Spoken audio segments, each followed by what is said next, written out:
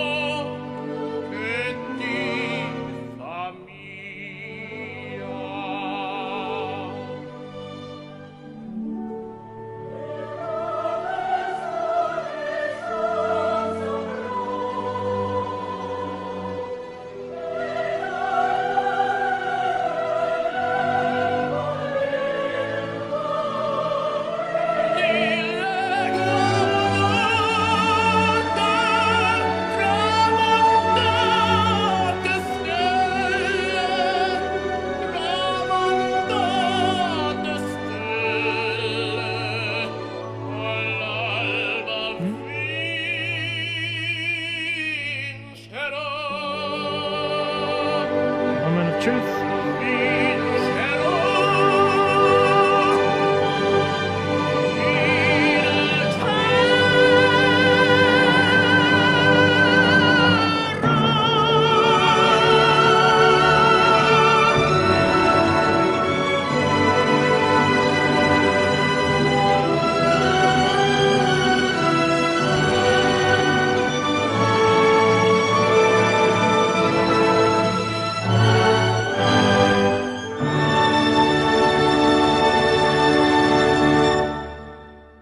Okay, so it's super interesting. I think he actually did a really convincing job, and I think a lot more convincing job than let's say if you're here watching from the This Is Opera side of things, from the This Is Opera channel, you might belong to certain, I guess, certain group of people who really like old school opera singing, or people who talk about old school opera singing. I guess it's not quite the same thing, not to me anyway.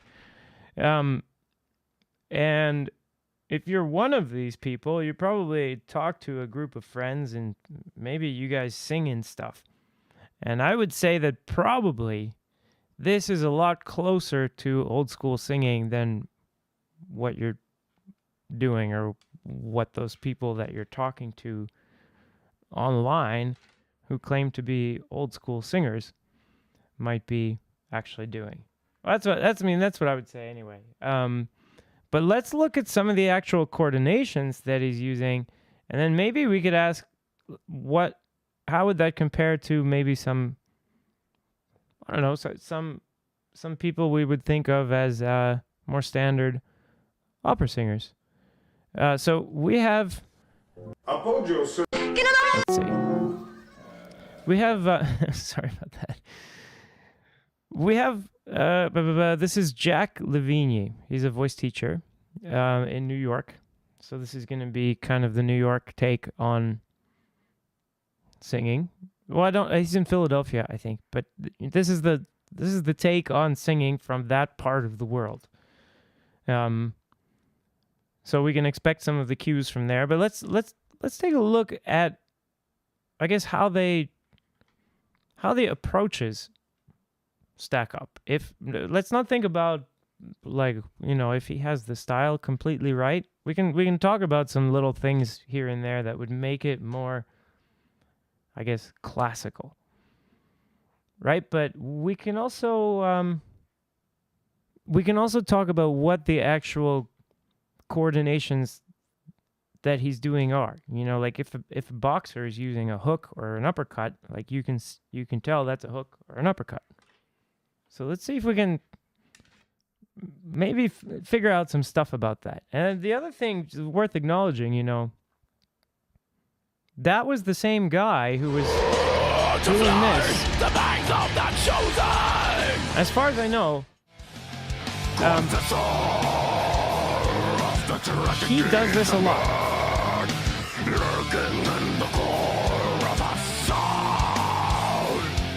Right, so that's not impairing his ability to make, shall we say, clear and ringing sounds. Say what you will about how you feel about the style of it, or if he's pushing. I guess Evandro Santana feels like Toni is pushing. But definitely making these kinds of sounds has not impaired his ability to make these other kinds of sounds. So I think that's really important to point out. I've heard it a million times. Actually, you know what? Because I was saying I'm going to sing Nessun Dorma because I've had to sing it loads and loads of times. I'm just going to have an office here. And the thing is, okay, no talk. So now we've got Jack Levigny and I guess not an American guy. Sorry. So far, not really too different. I think Toni's metallic and he's not metallic, but still, not so different. The biggest difference, I would say so far, is the mouth opening. If you remember, Toni's mouth opening was bigger here. So I would expect that in person, actually, the sound would be more robust at this point with Toni. But, you could even that out just by opening the mouth more. Generally, when you see a singer with a pretty closed mouth, the sound's going to be pretty quiet. Well, not like that. I've heard it a million times. Let's watch this thing. Let's just watch this thing, because it's just driving. It's like a magnet for my fingers. It keeps wanting. Okay, because while we're talking about these coordinations, if we wanted to look at some more robust coordinations, I guess, and we wanted to separate it completely from the tenor, from the idea of the operatic tenor, because I often talk about how all this Bach stuff is really misleading. So I thought we could watch this really quick, just to see some of, I guess, where's the extreme side of the direction. So if we put Jack Lavigny and this tenor that we're going to be listening to on one side, and then maybe Toni a little bit to the right of them, then there's something in the extreme direction of fully engaging the vocal folds, so keeping them as short as possible when you raise the pitch, and just having a lot of metal in the sound, and basically wailing as hard as you can with the most metallic sound that you can, and not holding it back at all. So here's an example of that. And this is a kid. And I imagine this is overdubbed, but I imagine that this kid's actually singing, and this is actually how this kid sang.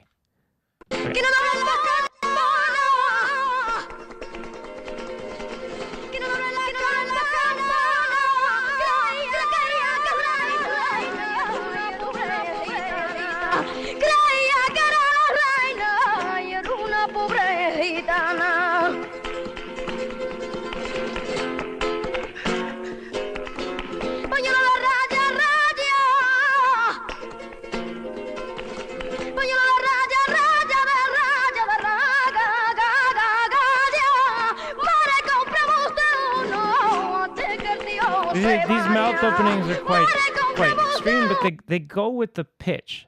So you have to keep that in mind. And she's holding a much higher pitch than these guys are most of the time. But when you go to the extreme pitches for the tenor range, it's about this. If you look at Mario Delmonico or something, you'll often see these mouth positions and facial expressions, the affect. She's fierce.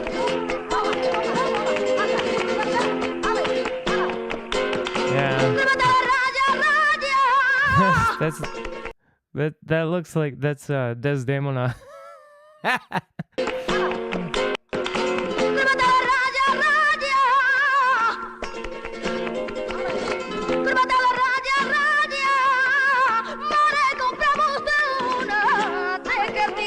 Okay, that's why I had that there. But let's watch for the cues that we're doing in this scene. Nessun Dorma. Dorma. You see, the thing is with this, right? So he's asking him for a more kind of do, I guess, instead of oh. And so I guess he's putting him more in the direction of edge, of this kind of kind of nastier sound, and that's fine. And I guess that's kind of what in the direction Toni was going. Think of it as a really kind of tone, and we're going and we're doing No, think. So he's asking him, I think, a really, really important question that tells me he has sensed that there's kind of like two paths you can go when you have, say, like a sound like and you're going to be raising the pitch. Let's see. Sorry, Evandro. Let's see if I can bring up some chat on the screen. No, that doesn't appear to be working. We had technical difficulties yet again tonight. So normally I'd have your chat up on the screen, but I guess everyone can read it.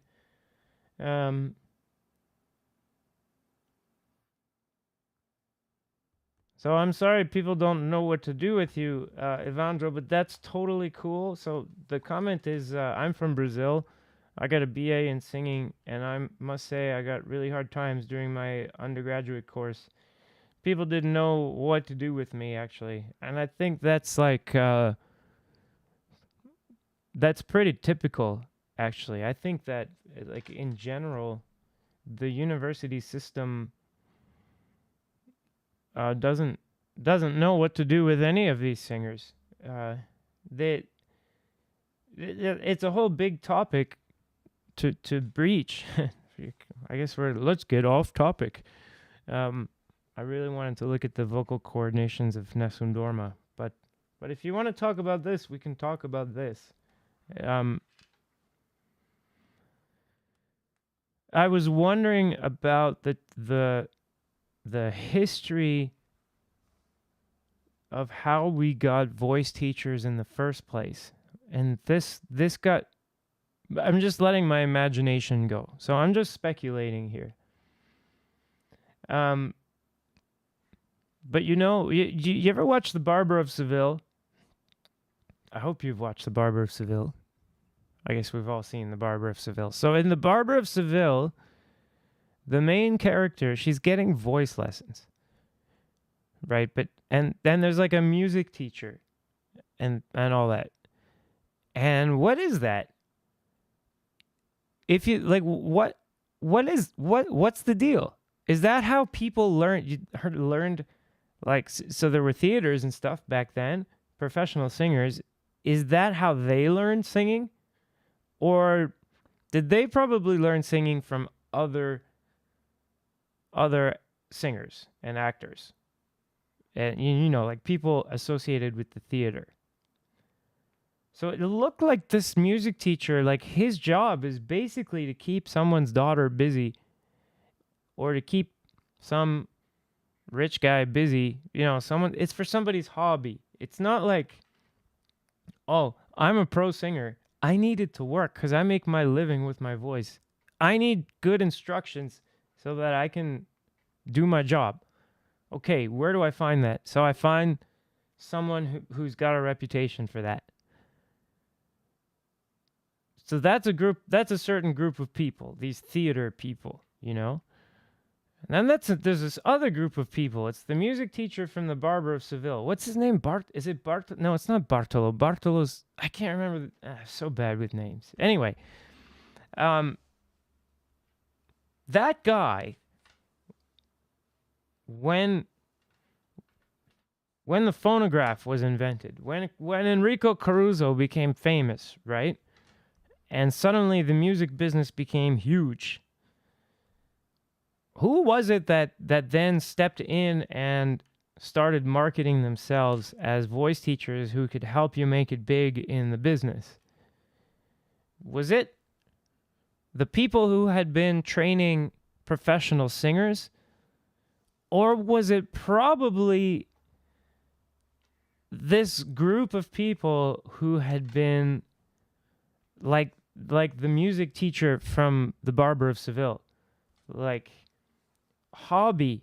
It's a hobby. It's about like feeling good and doing something fun and you know, like your personal development or whatever, but it's not about like practical. Get it done. You need to do the job.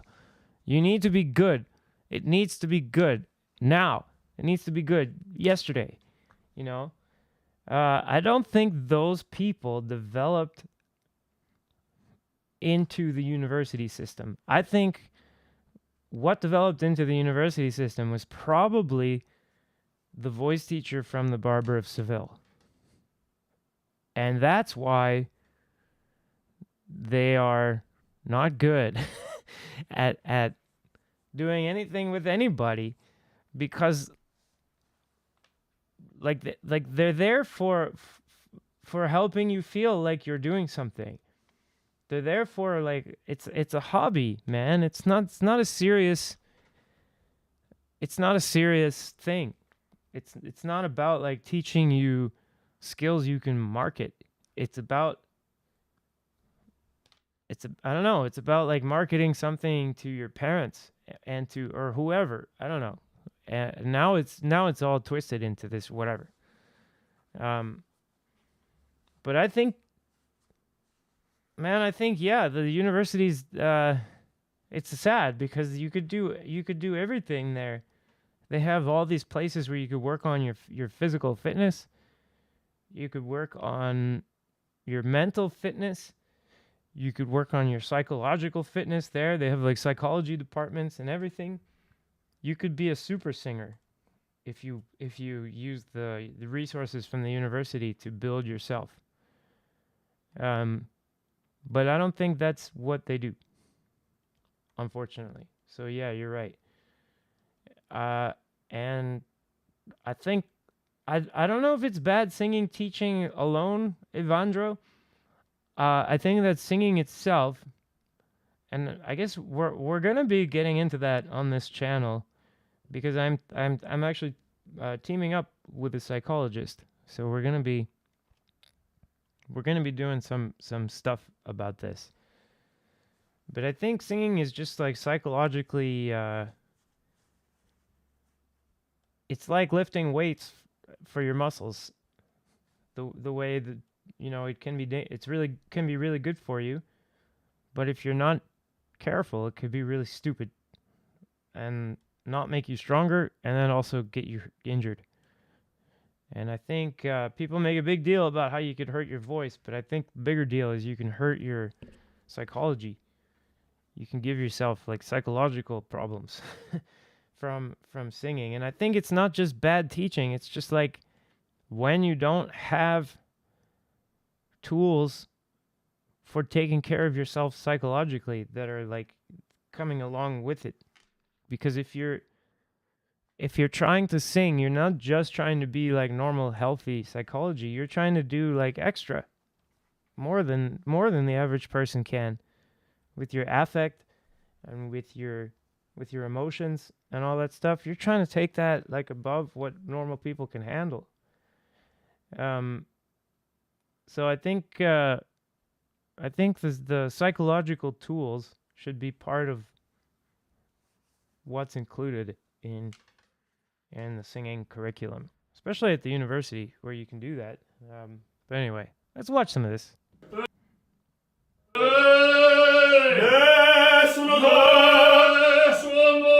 So it sounds like kind of linear. It doesn't sound particularly metallic.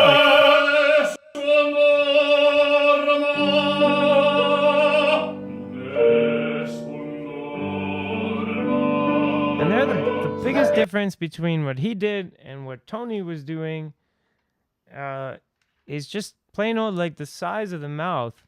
So if I do like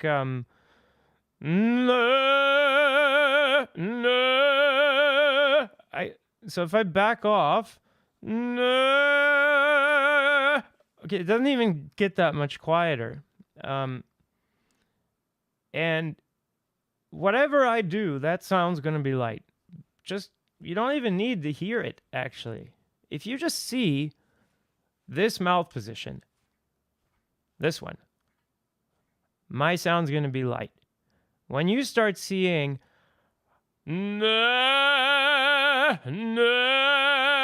like this size or more, then you're starting to put on the sound. You're starting to get a little fuller. You can watch singers, great singers, just doing a simple crescendo, and the mouth is they're holding one note, and the mouth is getting bigger and smaller according to the volume. So, yeah, I think Toni's mouth is a little bit more open, and I think on this phrase, it shouldn't actually be that quiet as what this is. And that's the thing that's missing.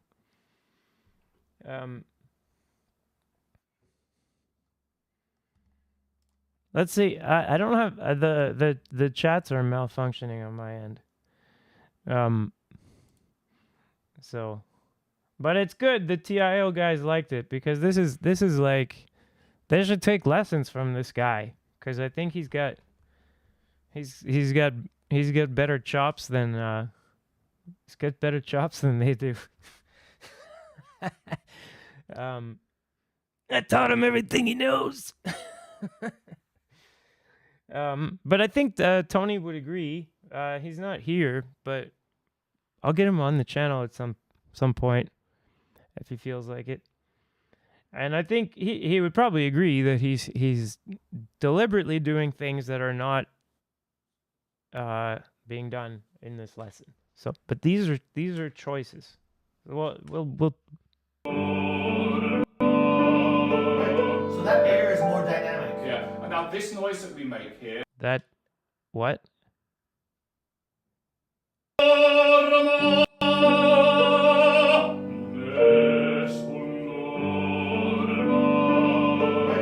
that air is more dynamic. Yeah. And now this noise that we. No, he didn't. No. Oh my god. That's such bullshit. The air is more dynamic.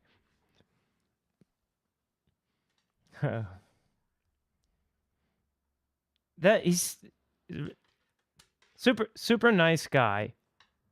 Seems perfectly competent. But we have to start. Okay, I'm a voice teacher. You have to start putting pressure on us not to bullshit you. If I say something to you like, "Oh yeah, the air is more dynamic now," I'm bullshitting you. It doesn't mean anything. But if it did, it would mean exactly the thing you don't want. So when we're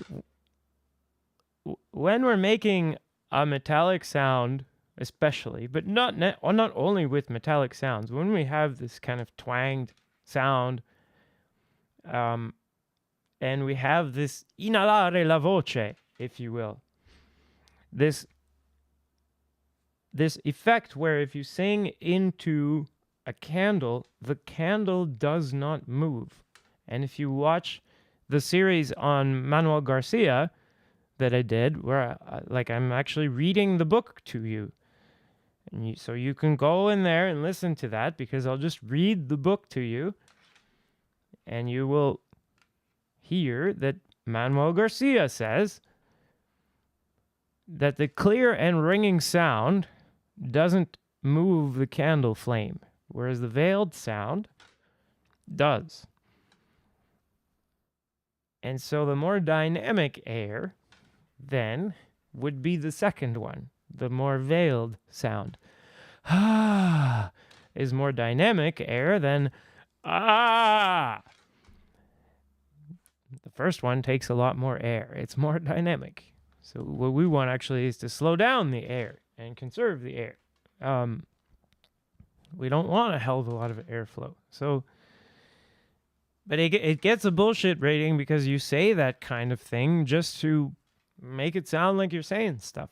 And the only thing that will stop us from doing it is if students don't allow it. If they're like, nah, I see what you did there, that should leave a bad impression when we do that. So that's why. Sorry, Jack. Yeah. So Evandro says to let's see. We've got some interesting things in the chat.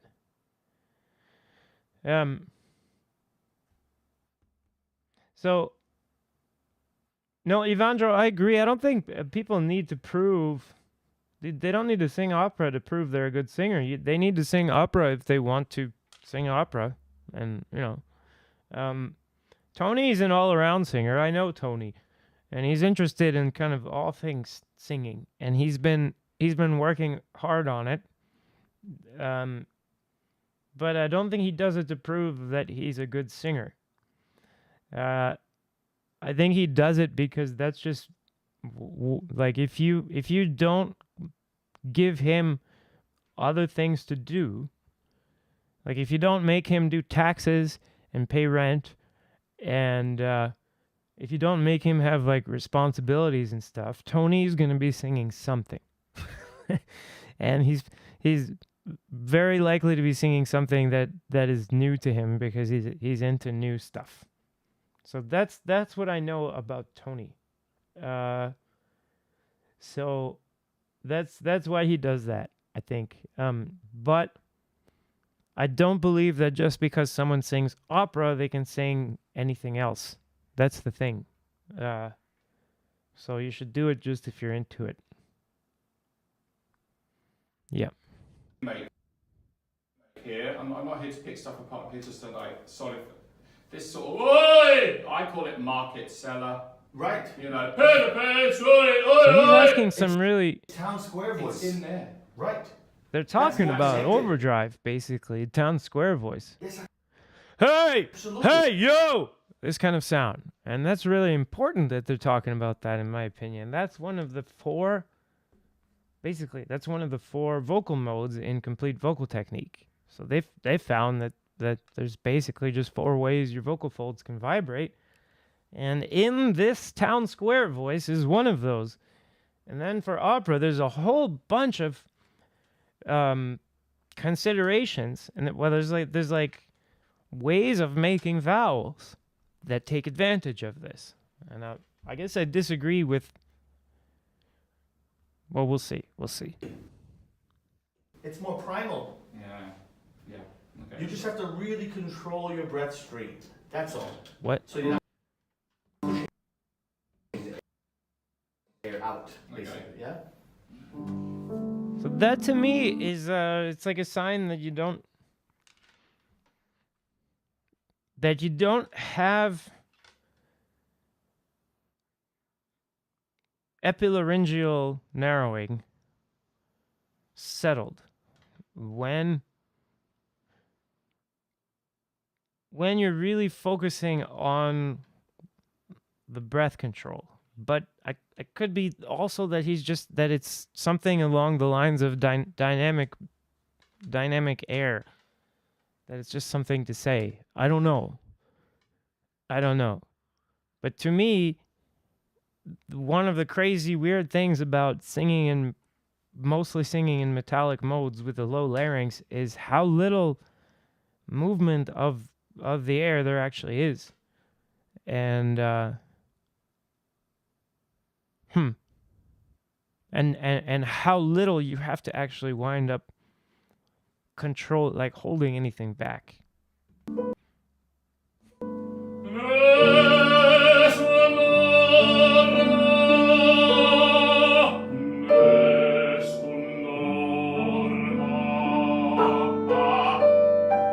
So it seems the thing to me is that if you're doing the town square voice, if you will, the market voice. Hey, you. It doesn't really have ah. It only has ah. So if you do want the ah, you have to switch out of that. Nessun Dorma. Ah, you have to go into this from to ah. And it's just a different to me, it's shall we say, this version with the ah has, when you go higher, or when you want to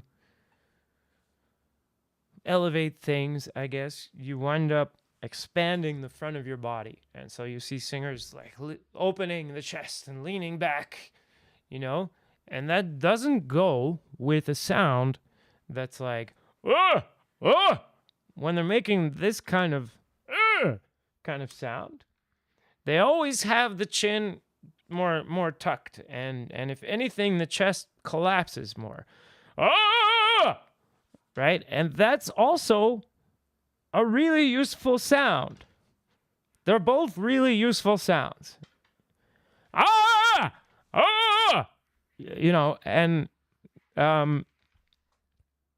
they're based on different things. And knowing about the difference to me is really important. But unfortunately, I think it's going to be neither of the things that they wind up coaching here.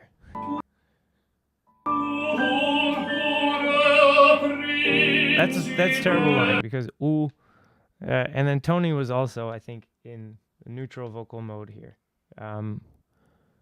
when he sang it because the ooh.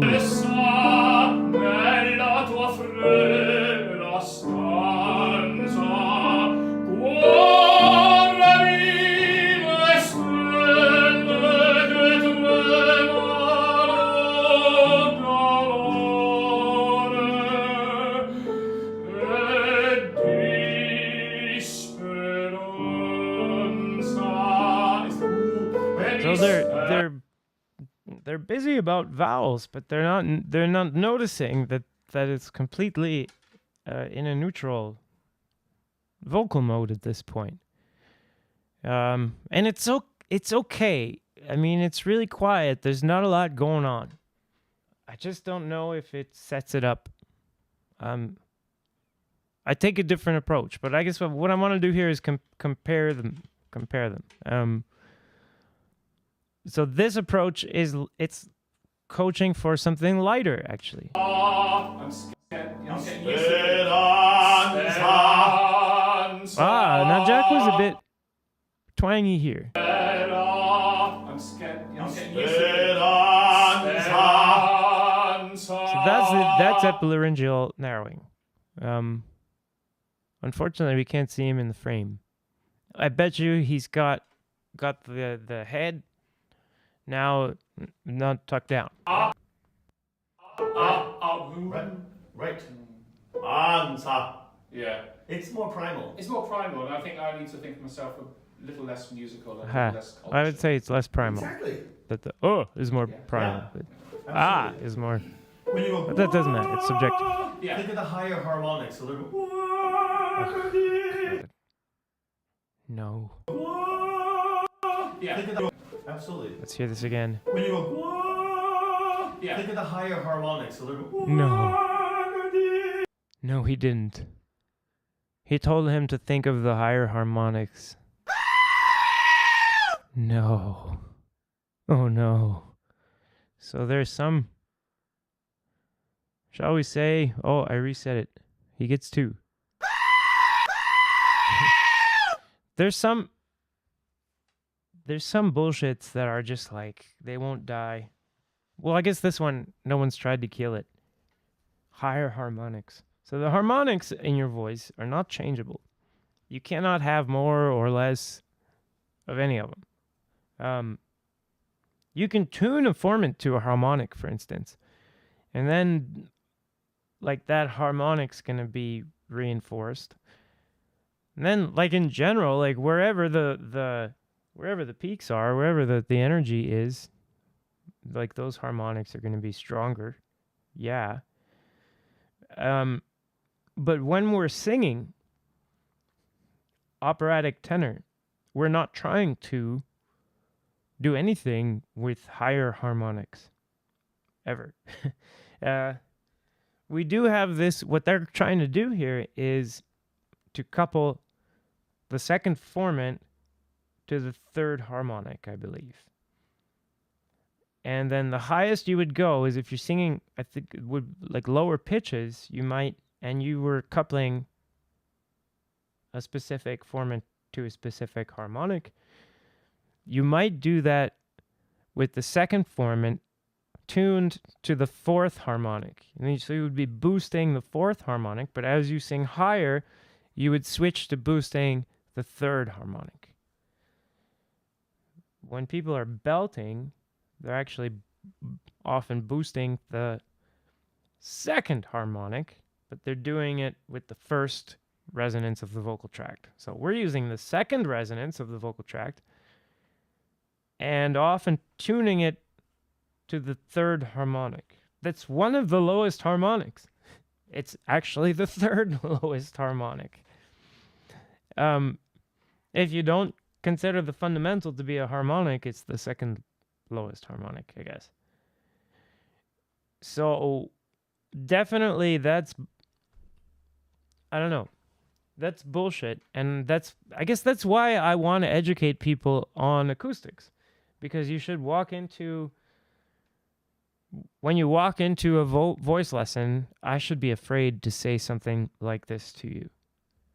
It would be like a doctor bullshitting a patient about stuff, you know? You could look that up on WebMD or something, and then I'm exposed as a bullshitter.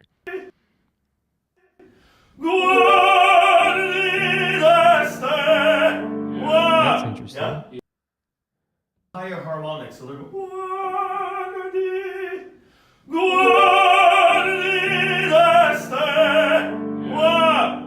Yeah. I think Toni was metallic here, and Jack isn't. Yeah. It sounds like neutral to me. Yeah. That sounds metallic. So I kind of go, It's not bad. Just think a little bit, the same It's thing, better than yours. so a little bit more yawn. Alright,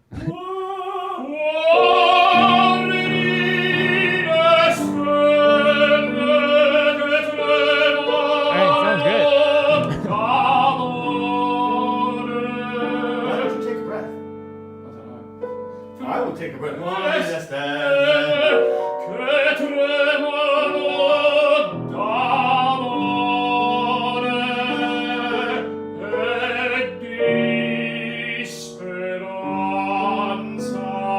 That's a really tough one, but that spur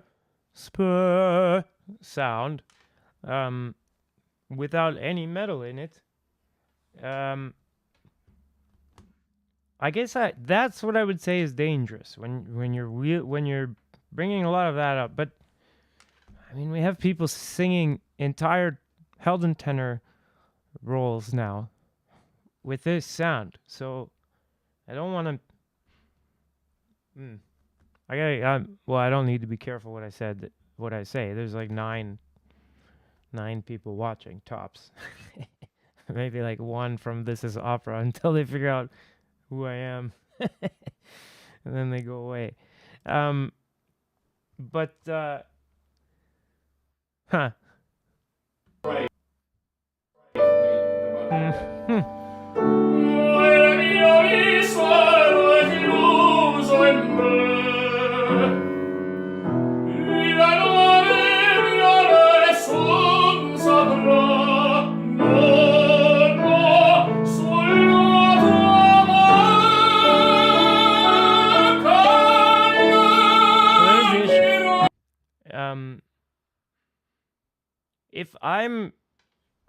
People use different kind of subjective language, I guess.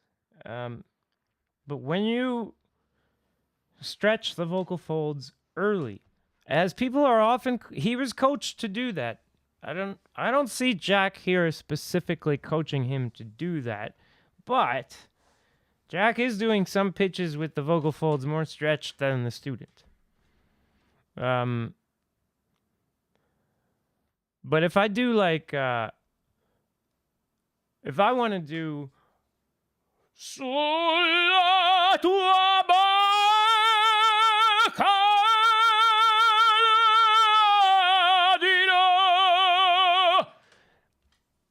and I start this with my vocal folds already stretched out on the first pitch and without a metallic sound.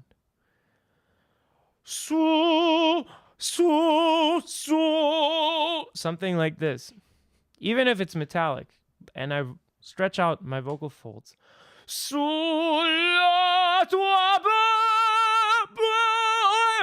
There's no way for me to unstretch them and raise the pitch at the same time. I'm stuck. And Garcia was on and on about this too, that the top is built on the middle. And there's more to that, I think, than just the old masters, some old masterism kind of thing. I think it's like physically that you've already started to stretch out the vocal folds, and now you want to raise the pitch, and you've got to coordinate that with the pressure going up, etc., etc. You can't now be shortening the vocal folds while you do, like, that's past. If you want to do that, you need to, like, stop, start the sound again, and then maybe you can make your way. And that's a ridiculously hard onset because of the oo. The oo vowel really encourages this stretching of the vocal folds. So that sucks, and it makes it really hard to center it in a metallic vocal mode. And that sucks. But for my money, Toni's getting closer here. Let's check Toni again. Appoggio.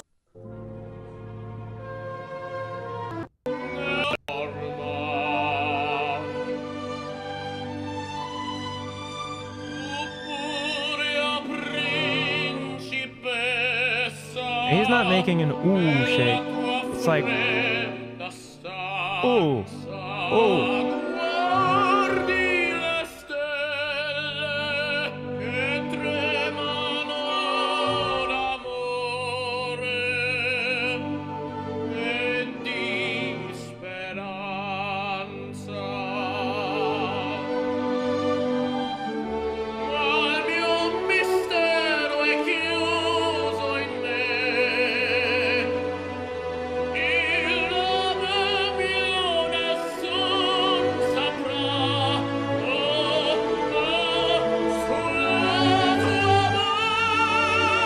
There we go. And the way he starts this phrase is key. Yeah.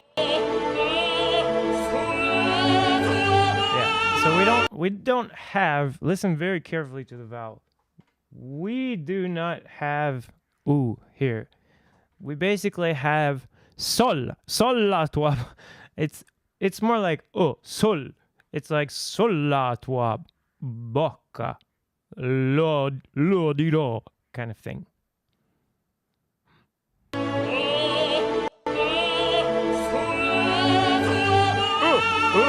It's like sol.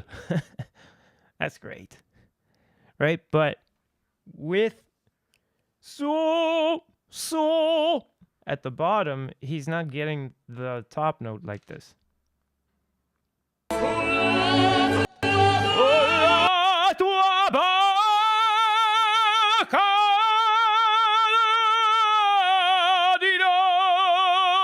You can do what you want, but you can't start with the vocal folds stretched if, when you go up, you don't want them to be stretched. You're stuck with what you got, basically, once you start the phrase like that. Nice work, Toni. Appoggio. So, I don't know, let's see what the... Yeah, so Evandro, I guess if you want to go, we can talk about first why I think this is a good place to start. Yes, you're right. He is, at the moment, singing a lot of these phrases with reduced density. And he knows. But it's a lot less than he was, and yes, while this what he's doing right now would work better for Lindoro than Calaf,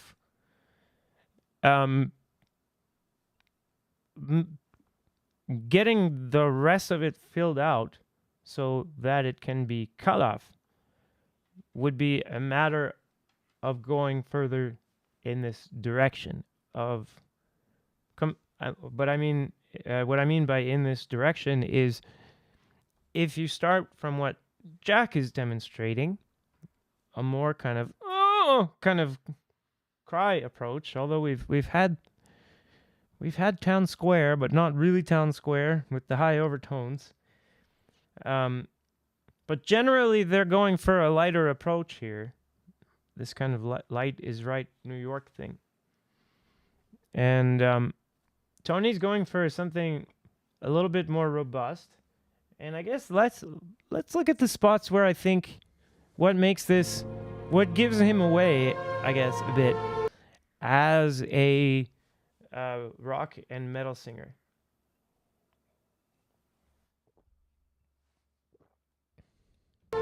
And yeah, this other guy sounds great. Yes, he does. This guy's singing for Jack. It's a beautiful voice.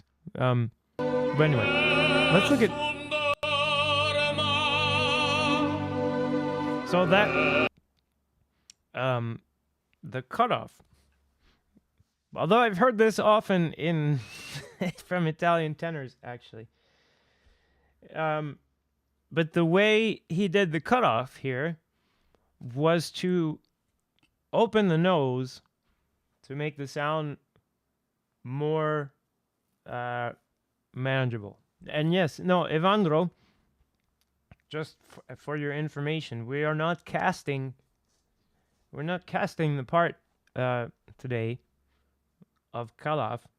Tony is interested in all of this stuff, and he posted his cover of Nessun Dorma. He loves singing this stuff, but he's not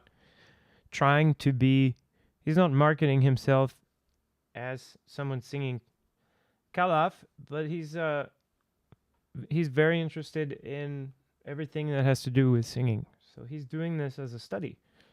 And I think he's doing a pretty great job. So we should probably give him a lot of credit here. Remember, this is him. To fly the banks of the chosen. Confessor. Right? So that's like what. Oops, that's what he does for a living. So yeah, let's talk about let's make it more classical, I guess. This cutoff, instead of opening the nose, what was the cutoff again? So is a little bit open in the nose, right? So if you go and if you make a sound and you even if it's not is like super nasal, but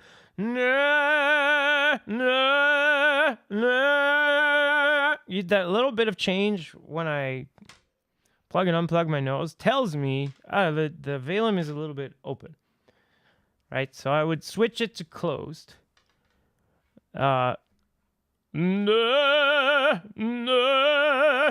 Excuse me. And then I would, when the phrase is finishing, make sure to keep it closed and not open it again. If you open it again at the very end, if you open the velum, it makes the cutoff more manageable. It makes that little decrescendo at the end more manageable. That's when that's where the breath control thing comes in, I think.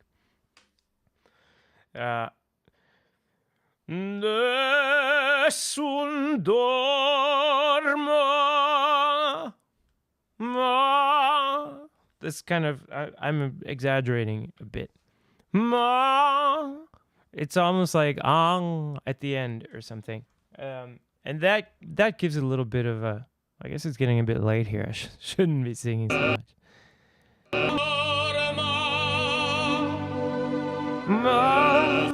Kind of thing.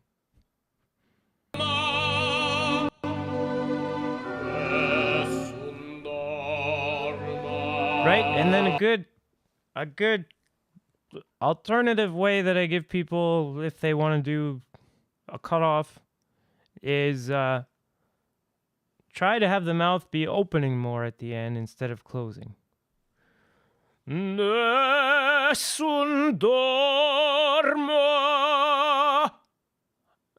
And by doing so, You're not introducing frequencies of the vocal tract that are lowering just as you're cutting off the sound. Lowering all of the frequencies of the vocal tract is going to tend to you're going to want to tune the note down. Or at least even if you don't tune the note down, it'll sound to our ear like it went, I don't know, like it dropped a bit at the end, right? But if instead, as the note develops, the frequencies are sharpening instead of flattening, then to the ear it's a little bit more like it's continuing or something. So that's what I would do there. He could lower his larynx more, but I don't. It's not that important in this range.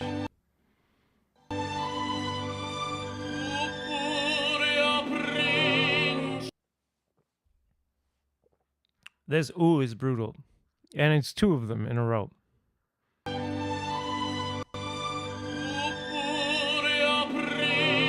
He's using the kind of a ooh approach, which is pretty good, with lips on the first. So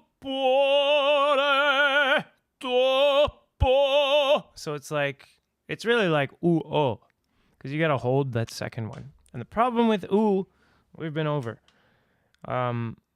So you've got different options for substitutions, and then you modify, in my opinion, you modify that substitution, and you get something like ooh. But he's managing that really well.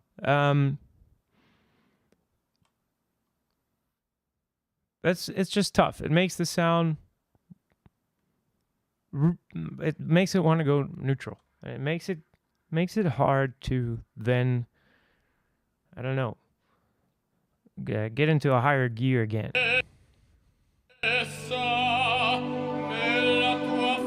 That was a good. So the here you can see the jaw helping the larynx get down. Lost my camera again.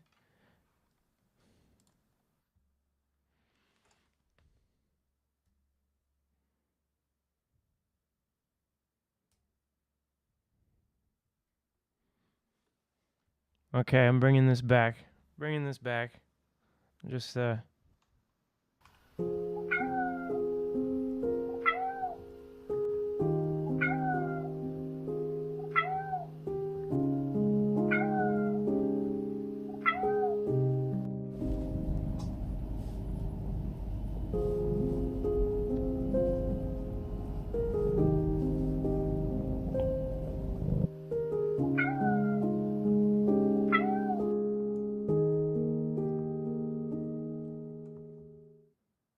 okay, well, I was hoping to get my camera back in the meantime, but it didn't work out so well. Let's see here. If I can get it back. Just 1 second, guys. I'm working on it. Almost there. Yes. Boy. You guys, you know what I want for Christmas is like a camera that doesn't die. So, Mr. Food 2002, do I like Jack Livigny or do I think he's a quack? Well, I don't want to give judgment on a whole person. What I saw in this video was 2 bullshits. 2 bullshits so far. I think if somebody is repeatedly bullshitting and then that's the only thing that they do and they keep reverting to bullshit and doubling down on bullshit and they take evasive action and etc., then it's like, oh, you're a quack. But that's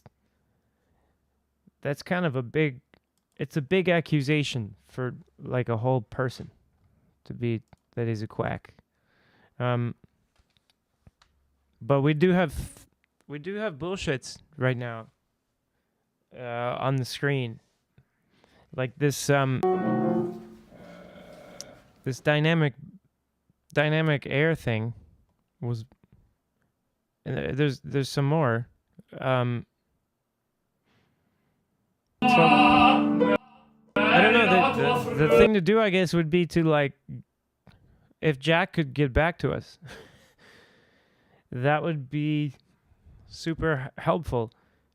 And then, you know, because if it's just mistakes or whatever, and he's responding to consumer pressure by not bullshitting, I guess, then he's not a quack, you know? But usually I think usually the bullshit kind of evolves. Like, I don't know. I don't know. You're asking me tough questions. There's two bullshits going on the screen. So he seems very nice. But he bullshitted him twice so far that I saw. Some people don't Let's see a bit more. Yeah, he doesn't go, guardi, he goes, gua, hear that? Gua. Yeah, Okay, so they're gonna talk about this. They're gonna talk about an important thing. So let's see if this is good. So they're talking about the pitch, especially on onsets, starting under and then going up. Sort of element of it sort of helps. And that's gonna apply to Toni too. Some people don't do that. Yeah, he doesn't go, guardi, he goes, gua, hear that? Gua. Yeah, it's very small. It doesn't even necessarily have a pitch. It's down. Yeah. Okay, fine. Yeah, absolutely. That seems to help a little bit. I didn't get the answer. When you go to your high note. I didn't get the answer. If you like that or not, I like it. But some people don't do that. Yeah, he doesn't go, let's guardi. see. It helped me because I've been listening to like I've got laser discs in the old school, you know, and some coaches say never approach a note from below. I get that, and I don't want to be scooped and I don't want to do split. I'm not talking about that, but when I listen to Avoy, for instance, he's going Split. yeah, he's doing something. Yeah, is that just a style thing, or is it helping him? Or I think it's stylistically a choice, but also I think he's rounding himself. yeah, that's what I mean. There's a sort of element of it. Sort Okay, of. I mean it's not a bad answer. Okay, it's a little bit subjective, and it's like, okay, but I mean it's not a bad answer. So that question was about scooping up to the note, and my answer, and I could be wrong, but my answer is that when a singer is trying to keep shorter, fatter vocal folds, their process of tuning the pitch is now relying more on precise pressure adjustments. So that's when I say it's like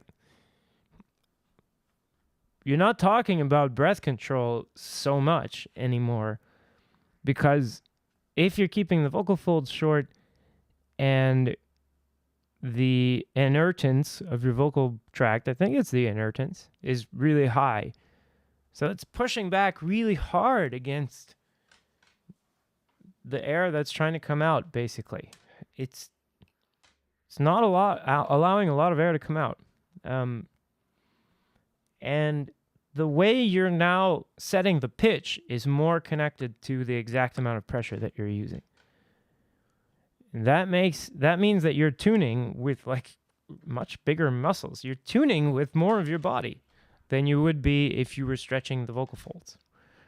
So that it makes sense to have this curve for how you actually reach the pitch, because once you're once you're sharp, you can't just relax now to get the pitch down. So you have these gestures with the pitch going up. But where that differs from what Toni was doing is and we'll try to catch the moments, But Toni was doing some scooping on descending. So it's like the pitch is going down and he's scooping, or not scooping, but sliding between these two pitches. And then there's no purpose for it. There's no practical purpose for it. So then I think it's less cool. So that's my opinion of that, is that when a singer is using like fuller density, really big metallic sound, like Franco Corelli, think, or Mario Delmonico, and you hear them, they rarely hit the pitch like dead on. They usually go under a bit. That's connected to singing more powerfully. And then the singers that don't do that sing less powerfully. Whatever it is that's your priority, that's what you do. And that's up to artists. But yeah, so that's what I think about that. So he's not a quack. He just gave a pretty good answer there, that they're grounding themselves. I think that's about, I mean, that's a good subjective way to say you're trying to keep the vocal folds shorter. You're trying to keep your rib cage from distorting its shape and messing up the shape of your vocal tract, etc., etc. You're grounding yourself. So, not a quack. He gave a good answer there. It's just that he's got two bullshits. And if people say to Jack, like, hey, watch the bullshit, dude, then he's going to do more of this kind of answer. That was a good answer. And then I had some Ken Tamplin, so we'll watch some Ken Tamplin at some point. He's going to get some bullshits, I got to warn you. Ken Tamplin does some bullshits. Some I was people watching don't do him swear that his larynx is low, and it's like up in his ears. So, anyway. Yeah, and he doesn't go guardi. He goes guardi. Hear that? Guardi. Yeah, it's very small. It doesn't even necessarily have a pitch. It's down. Yeah. Yeah. Okay, fine. Yeah, absolutely. That seems to help a little bit. If I just. When you go to your high note, think more ah. Ah, not off. No. Sulla tua bacca la dirò. Okay. Sulla tua bacca. Sulla tua Bacca. bacca. Sulla tua bacca la dirò. Try it. Okay, so that's going in the... So that's not quackery at all. That's not quackery what he's telling him. I mean, I would put it a bit... I would like, categorize that as you're going more towards edge. You're going towards a nasty sound. You want to focus on expanding the front of your body when you do this, not trying to tuck your chin.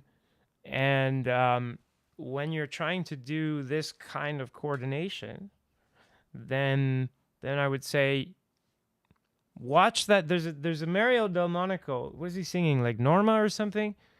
And he's like, you see him in profile, right? And he's opening his mouth with every vowel like this, like ba ba ba ba ba ba ba, right?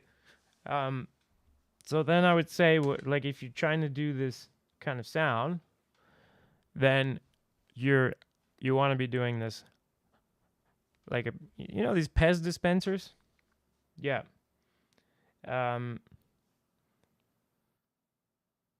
Yeah, I think that's what I was doing for you earlier. It's getting a bit late here, so I'm not gonna do more phrases of this.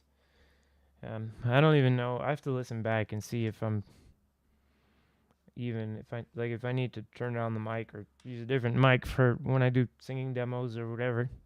Yeah. Because nobody says anything. Like, maybe they're really bad.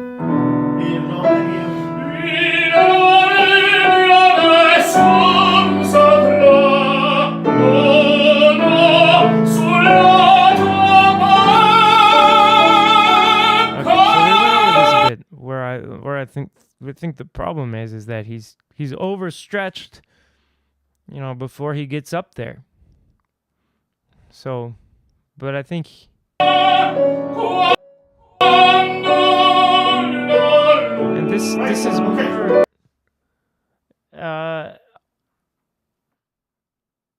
I think this is more reduced than what what Toni was doing. Like I think this would carry less probably.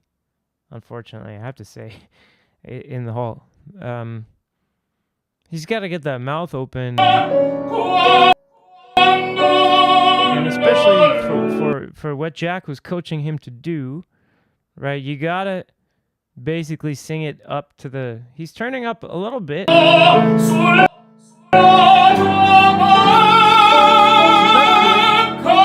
But maybe more. He's pretty close though, and it's yeah. But it's mostly how he's starting the phrase that's messing him up.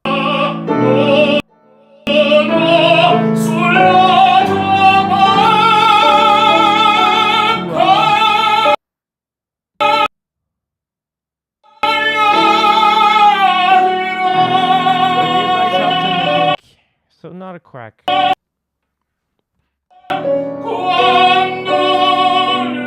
This doesn't sound any more cut off to me than Toni did though. This sounds just as Lindoro to me. Maybe more. Yeah, It's much everything. you could have put a tiny bit more function into that.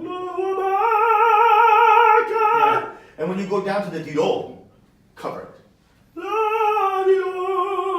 Yeah, like dido.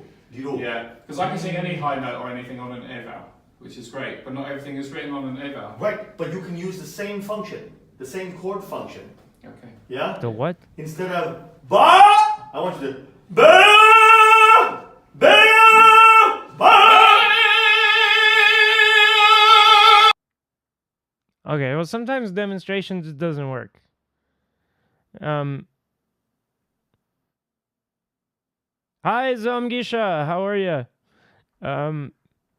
Yeah, so I think that's the cool thing about that is stretching versus so the way that happens, we're told normally that the cricothyroid muscles have to win against the thyroarytenoid muscles, and that stretches the vocal folds, tilts the larynx, and then you adjust the pressure, and it's the elasticity of the vocal folds that's helping you build up the pressure. In this case, what you're doing is you're still using the cricothyroids, so they still have to pull, maybe even harder, right? But then other muscles resist that, so that the vocal folds stay short. And then the interesting thing about this is that if they're staying shorter, and you've got less air coming out, and the same frequency, how far apart they go each time is less. So they're actually moving less. It's kind of cool.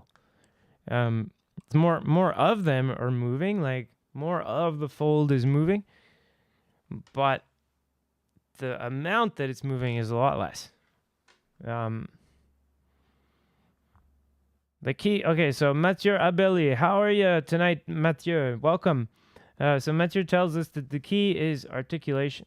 Without articulation, no support.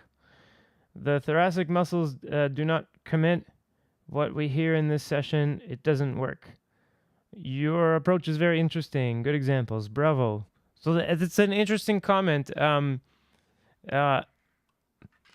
think the key is articulation. Articulation is also like, I think it can be the key, or it can be like, the comic with the guy who's on the bicycle, and then he has the stick, and he puts the stick in the wheel of the bicycle while he's riding it, and he falls over, and then he's mad at someone else for whatever. So yeah, it can be the key, or it can be like the stick that's in the wheel of your bicycle. But articulation is always like the reason that we wind up doing this or that. It's like, oh, I wanted to do something with the vowel, but now now I'm doing something else than what I wanted because I had this articulation, and by by the time I got the word that I needed, or the vowel or the consonant or whatever, I'm all messed up. I'm all screwed up. So yeah, it is articulation. And it's like you can't separate how you articulate from how you're moving your whole entire body in this case. So even like if I want to make a consonant and the consonant requires my tongue to go, really far up, it means my larynx needs to go up, or something needs to hold my larynx down while my tongue goes up, or maybe something in between or something like that. And it's articulation. It's so articulation is it's the key.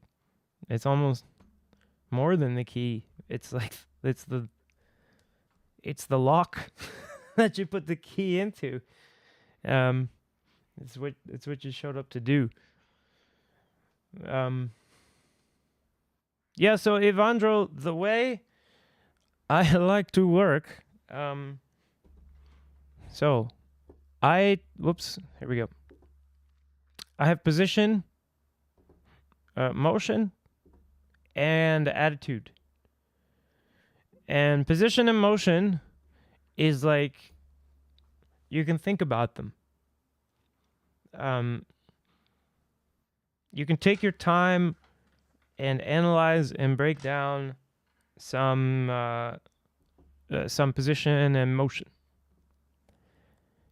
and that's the details and thinking part and theory and all of this stuff, right? But then it has to turn into like, oh, you just do this, like it just goes like this. At this point, you can't really you can talk about position and motion, right? But you know that that's not what you're doing. You know that like this position and motion describes what you're doing, but after you learn how to do something, it takes you some time before you come up with words to describe how to do it, right? But you know how to do it. So how are you remembering if you don't, right? If you don't have words for it, how are you remembering what it is? Because you have like some kind of secret language with yourself that nobody else can speak. And that's attitude, and that's how you have to store all of this stuff in the end. Like when you get up on stage, you can't be thinking about position and motion. You have to be thinking about nothing basically. Well, you have to be just thinking about your audience, whatever. The girl you're going to be seeing after the show, something like that. Anything but position and motion, and everything is going to be kind of automatic at this point. So position, motion, and attitude. Yeah. So think before you sing, but then I guess think and sing and think and sing before you perform so that you're not thinking before you perform. If that makes any sense.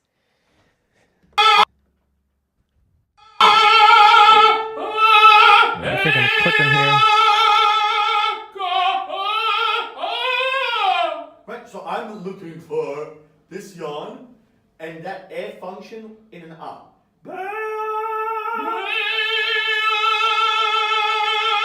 I think he's Right. stuck between two things. Right? Yeah. Yes? Small. It's small. It's Yes. small.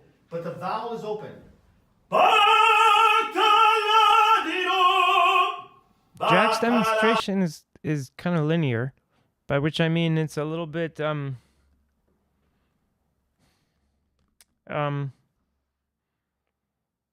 there's no metal in It's it. small. It's Yes. small. But the vowel is open. I think it has to do a lot with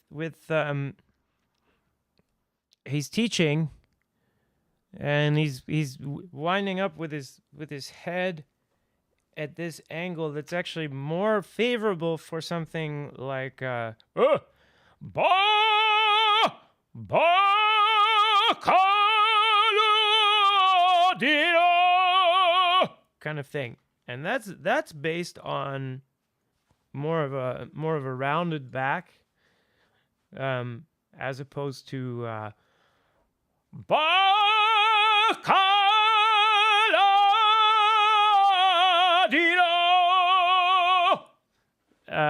oh, I do also like that ooh at the end there, the little but that's based on expansion in the front, and the first one is based on expansion in the back. They don't work the same way.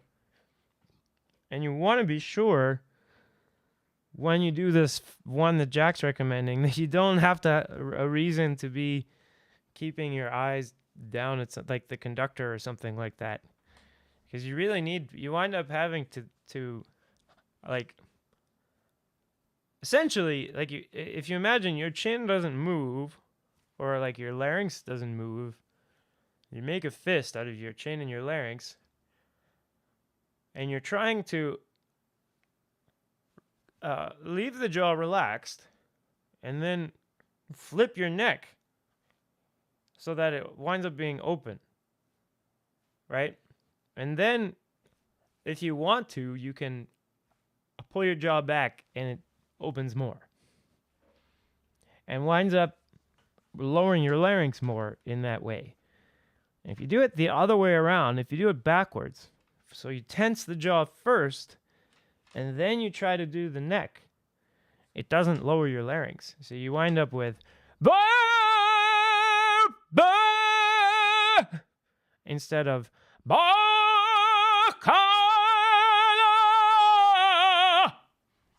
It's just a different, I don't know, it doesn't work the same way. But that's how that works, I think. You can be in between, but it's not going to have this reinforced sound. It'll be much lighter, so la tua bocca di do. And it's just I guess you can make it work, but for my money I like metal in this app. Anyway. Try it one more time. Sulla tua bacca Dio. Sulla tua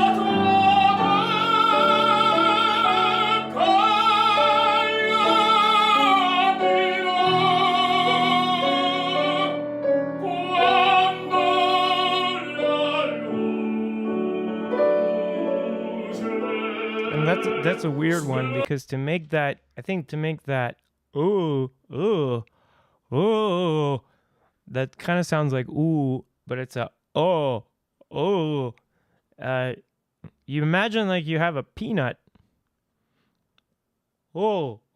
between that you're holding between the middle of your tongue and, let's say, like the back of your throat, and you suddenly just hold that peanut back there, and it'll darken your vowel, like, and if you put it in the right place, it'll make it like an ooh sound. And I can sing for you just the overtone, actually. I can just try to reinforce the overtone, N overtone, and to kind of give you an idea of how it works. So if I go,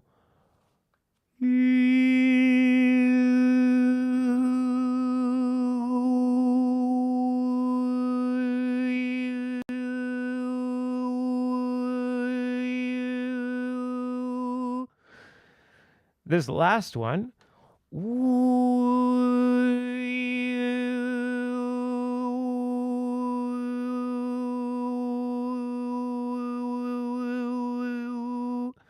this last tone reminds people of ooh, if you just put that in the sound a little bit. So you can do that with just putting a little bit of your tongue in that spot. So I think that's the way to do it.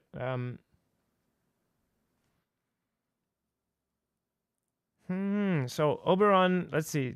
Evandro Santana, Oberon 90 says, you agree with Mathieu, but often articulation is misunderstood for text and you end up squeezing the voice forward. I think that's interesting that I guess the way I would put it is that the articulation from speech is often used inappropriately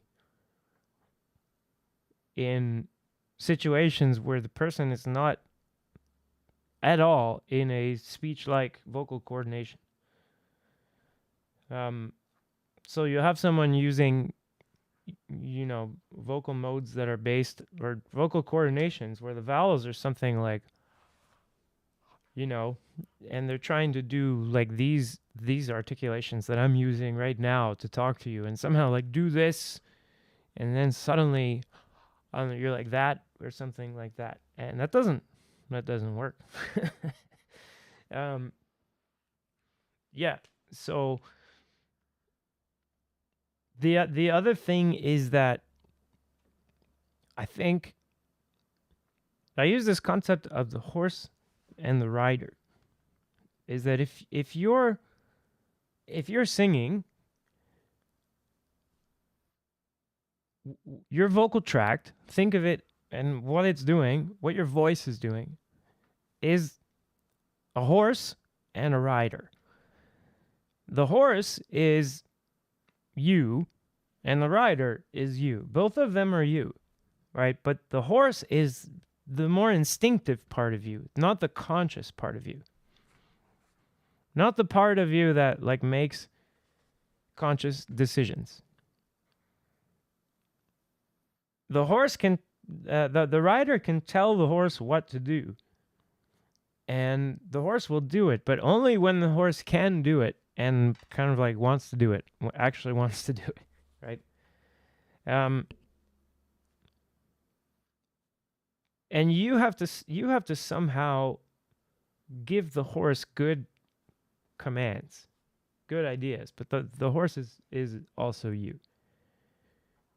And you if you want to teach it to do really, really clean articulations as much as possible within really big vocal coordinations, you can do that. But you're going to have to go and teach the horse all of these new obstacle courses.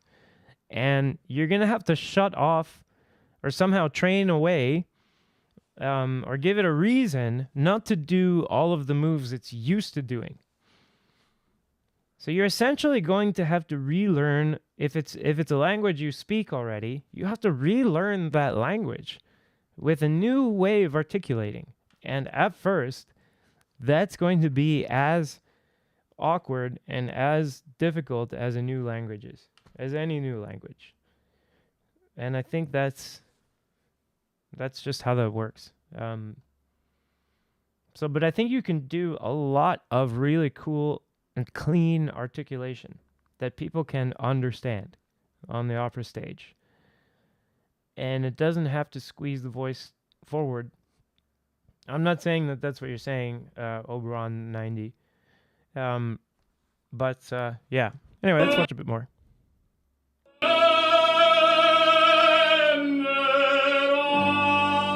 So there, the problem is it's not metallic. And it's never gonna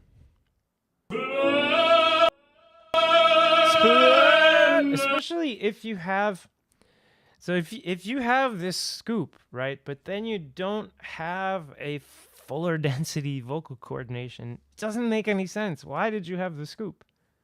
Why? You didn't gain anything from the scoop, right? The scoop comes from a way of tuning. It comes from a way of getting the frequency. And so it's, dare I say, it's natural. By which it means it has a purpose, right? But when you're like split, split, as opposed to split, it doesn't matter. Well, I guess it does matter now that I have this scoop, right? Because it doesn't go with the vocal coordination that I'm doing. Now it's kind of layered on. Splendid.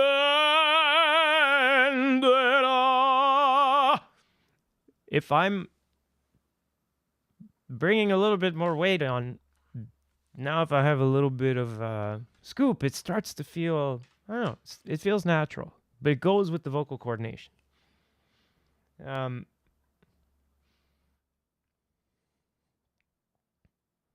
Oberon 90 says subtext is always important for getting into character and into the music. Still, it cannot fix a technical issue, but it can take a negative focus on the problem away. You know, that's interesting. You want to know something funny? I don't use subtext at all. I know, like most people do. But yeah, and I guess that's a whole side thing. But I just break things down into beats.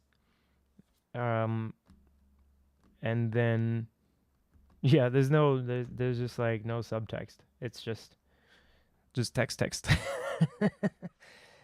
Text, and then I guess there's like intentions. But I try to make them into attitudes and super basic, so that there's no actual text you would give to it. It's like get thing. I don't know. Defeat guy, something like that. Go to other side. These kinds of things. Anyway. I don't know. Chopin.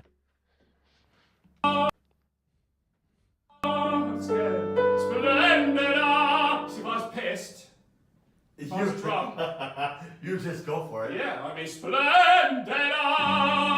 Fucking. That sounds great. Right. But that's it. Yes, but that's what you gotta do. Yeah.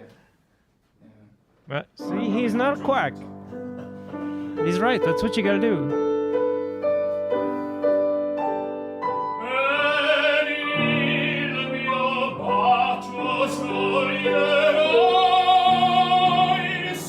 And it's the same problem as before. It's about we're not meaty enough to begin with, right? So there's no way to get up there.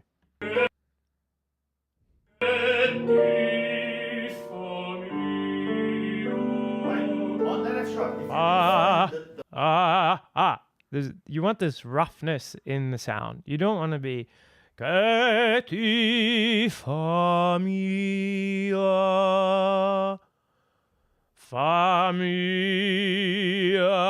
You can make it more mellow if you want by having an E that's based on U.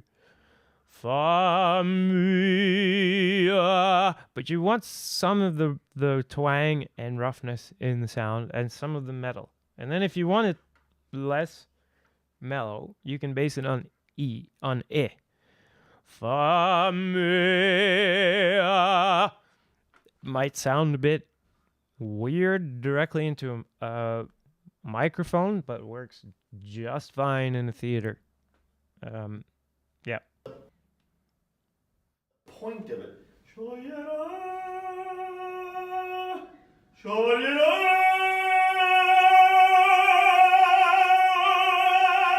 It's that upward So that partial. was interesting. He did like a knurtle to find his coordination, and then he sounded like he took out the knurtle. Let's hear it again.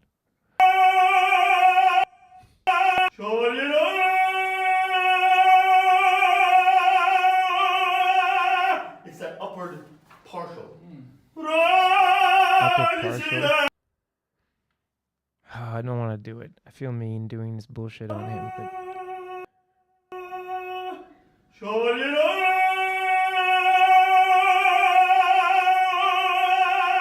I mean, okay, he bullshitted him about the upper partial, but I like this. Because if you knurtle, if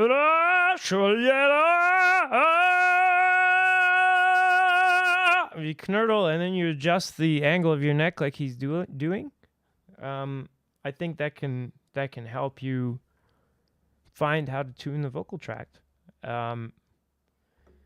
And the knurtle is not far from where you would want to retract the tongue, right? So if you knurtle, that's retracting the tongue into what I call area of interest number 4, which you can read about in my or see in the visualizing vocal resonance series, what that is. So if you have the tongue retracted into the quote-unquote wrong place, but then you adjust the neck, you're going to wind up moving the tongue with your neck adjustment. And that place might not be as bad as you think. So if you start with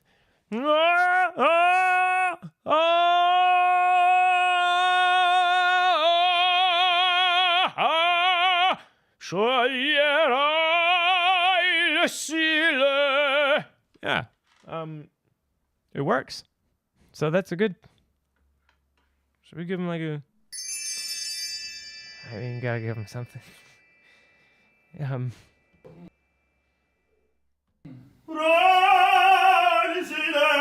But then he didn't do the same vocal coordination.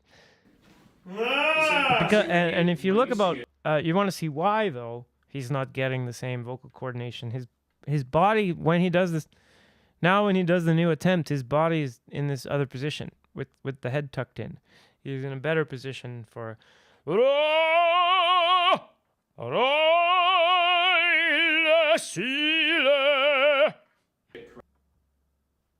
Correctly and greatly and all the rest of it. It doesn't sound as high as what I'm doing. I mean, the pitch is the same, but the centre of it is here, whereas I'm sort of the middle of mine is over here. That's That's the sense you get. Yeah. Well, So- I feel a grounding, but I feel also Mhm. the upward. I definitely feel that. So if we look here, the thing he's got to imitate is not bad because Jack's mouth is more open. I definitely feel that. See that position? Well, now he's closed it. Oh, thank you, Zomgisha.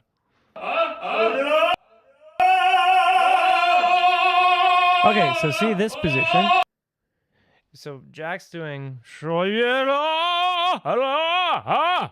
kind of position, and he's doing or no. Let me see if I can.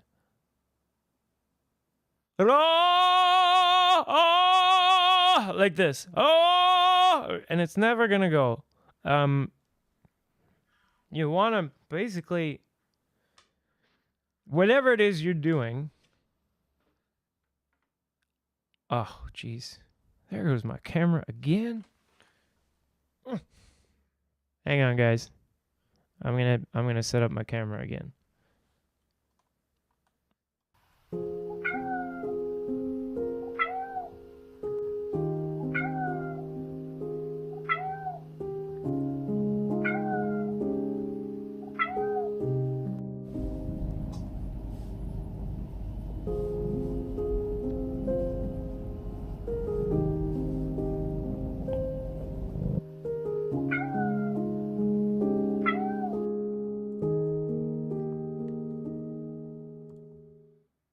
Oh, almost there. I almost made it on time for the commercial to be over.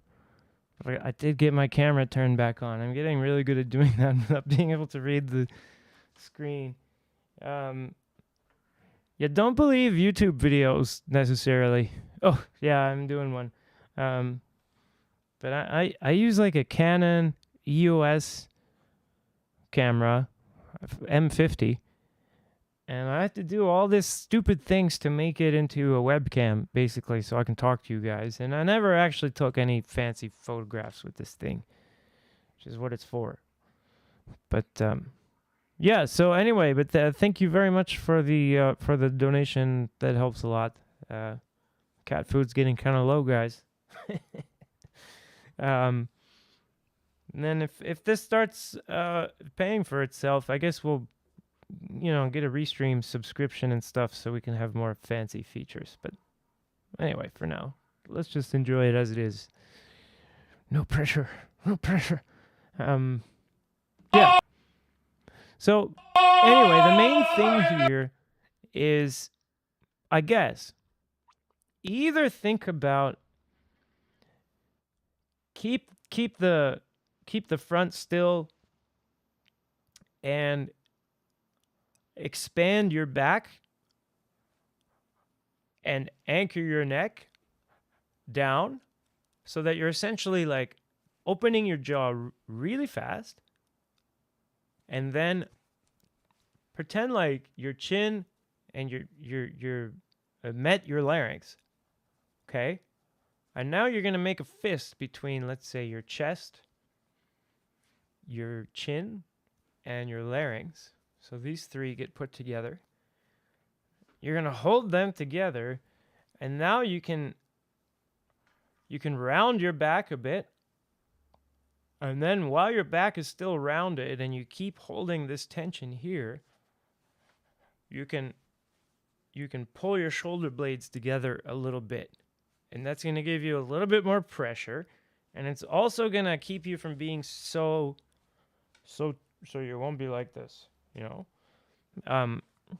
But you see baritones all the time and basses and stuff trying to get the chin close to the chest. You know, and it can be a little bit like, hey, right? So to get out of this, hold them together and round your back a bit and pull your shoulder blades together, and that'll straighten you out a bit. And from here, you can basically shove this down, and you make this kind of, I call it opera drive, because I think it's closer to the overdrive from Complete Vocal Technique. And it doesn't get you these kind of like, sounds. It gets you, kind of sounds. And it doesn't get you this kind of, It gets you kind of, But yeah, so that's that. Mouth size, though. That's the big thing. And I guess I should point out. You're either opening that jaw fast, trying to hold it in place, and then using your neck or whatever else you can, your back, breathe into your back, all that stuff, to make this big mouth opening and this little squeeze at the very beginning of the vocal tract. Or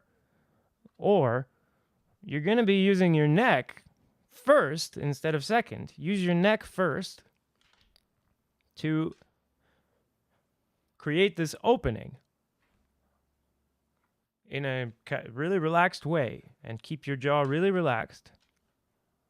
Okay? And once you have the opening, now add some jaw tension. And that's a different thing. So, or, and they're both acceptable, I think. But they're different sounds. The second one is nastier. And especially you're going to be having this kind of, from profile, if you're doing a lot of articulation, you're going to wind up looking like, whereas this other one, the first one I showed, if someone's watching you from the front, they might see your jaw is going, blah, blah, blah, blah, blah, blah, blah, blah, blah, blah, blah, blah, blah, blah, blah, blah. They won't see this neck rotation.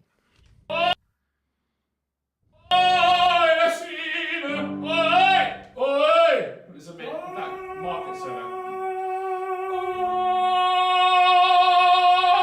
Again, it's the mouth size. You can't get anywhere with that mouth size.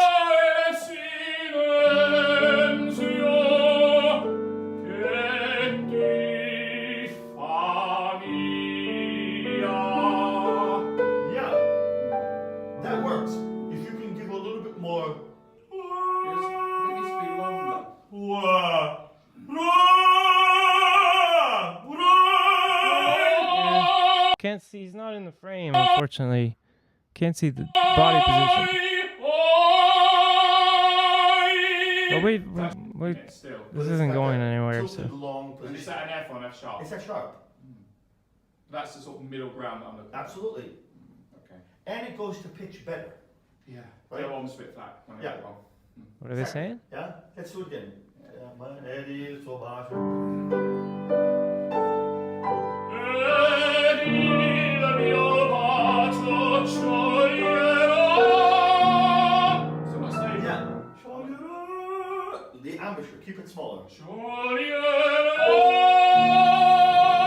Okay, so it's not crazy. If you want to make a decrescendo, you can keep. There's no, okay. Well, first of all, there's no embouchure in singing. So, I mean, he gets the bullshit for that because there's no embouchure in singing. So embouchure is French for put it in your mouth, like how you put it in your mouth. And you're not putting anything in your mouth. So yeah, it's just a mouth opening. But anyway, if you want to, you can make it really small, like Ed il mio bacio scioglierò il silenzio che ti fa mia.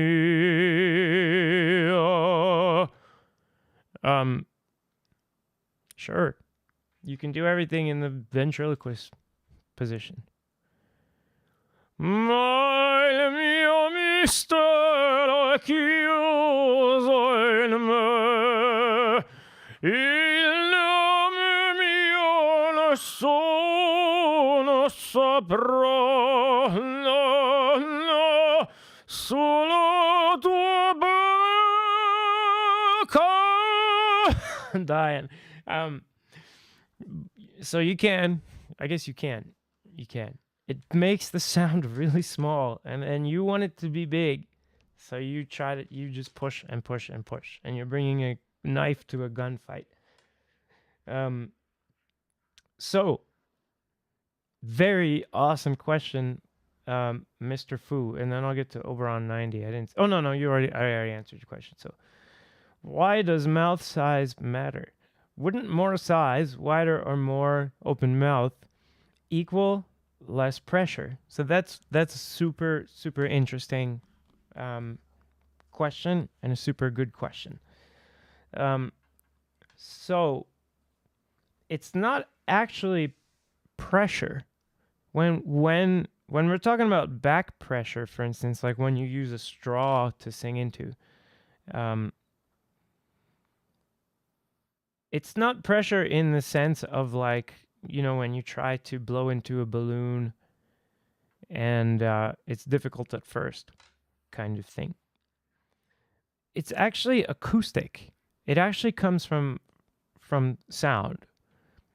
And the guy who wrote the paper on this, that then told everyone that we had to sing into straws, talks about how do you do this in real life? How do you get this back pressure?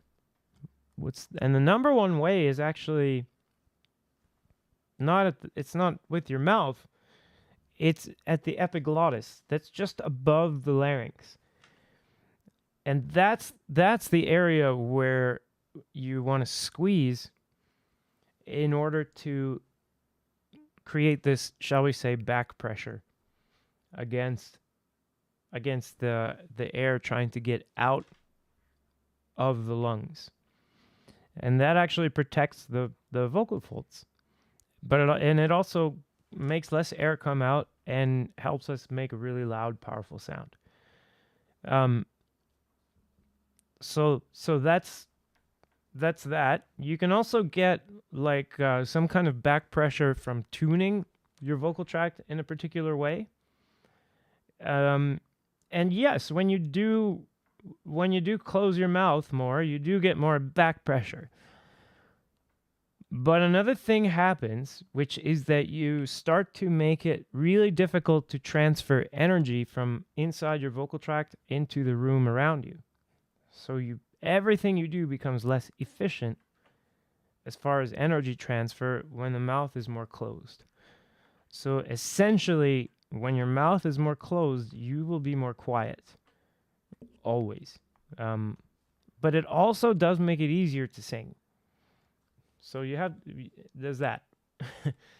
You manage those two things. So singers cover and make the mouth size a little bit smaller and more rounded to make the sound more manageable and more mellow, but it takes away a little bit of power. And then if you're doing this and your mouth size is really small, you just don't have any shot at singing this repertoire loud enough. So yeah, a really really simple example that everybody knows about how this works is a megaphone. So a megaphone is narrow at the beginning where you add the sound into it, and then it's open at the end. It's shaped like a funnel, and that makes it really loud. And if you start to make the end of the megaphone more narrow, it makes it more quiet. So it's this funnel shape is super efficient for transferring the energy. There's other things like this metallic sound that I've been talking about. Even if it's in the voice, it sounds like less when the mouth is more closed. So it's a thing to consider if you wanted the metallic sound.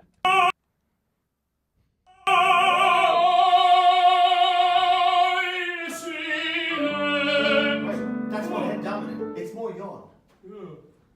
Right? Yeah. That's what head voice is. Yeah. It's that yawn. So Head voice is the middle yawn? part of this voice, right, you can just sing, I mean, okay, I'm confused, but this head voice thing, I don't do it. So Point, you get and then I need to. sure. Right. Head voice can be yawn. Yeah. Otherwise it won't turn. Yeah, because I Yes. don't automatically do that, and maybe no one does. You have to think from C to G, it has to progressively increase more and more. Yeah. Then once you get to G, then it stays the same, going up. You just have to think a little bit That's lighter. something I'm deliberately choosing. I don't know, Yes. man. You hear that in Pavarotti, it's like a machine. Yeah, that's what I mean. He's Yeah. just fucking the same. He's just every single time, every record is the same. Yeah, it's like a machine. He knows exactly where he's going with his laryngeal posture. And he's worked that out. He's done it. Yeah. It's just that. Oh God. The reason that gets bullshit is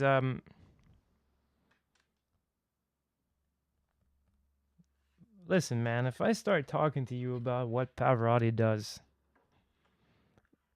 with his laryngeal posture and what he knows and doesn't know, I'm bullshitting you.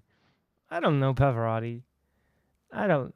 In any way, I saw Pavarotti giving master classes, and it sounds like he doesn't know anything about what he's doing. Sounds like he's saying whatever. Pavarotti just, he's like, oh crap, I'm supposed to say something now. So he says stuff, and he just checks to see if people are like reacting. Okay, they're reacting. Okay, everyone's okay. Okay, well, I'm gonna say that again next time. Like Pavarotti. I mean, amazing singer, right? But the things he said about the voice is ridiculous. It's like that your vocal folds don't touch or something. It just, yeah, it's just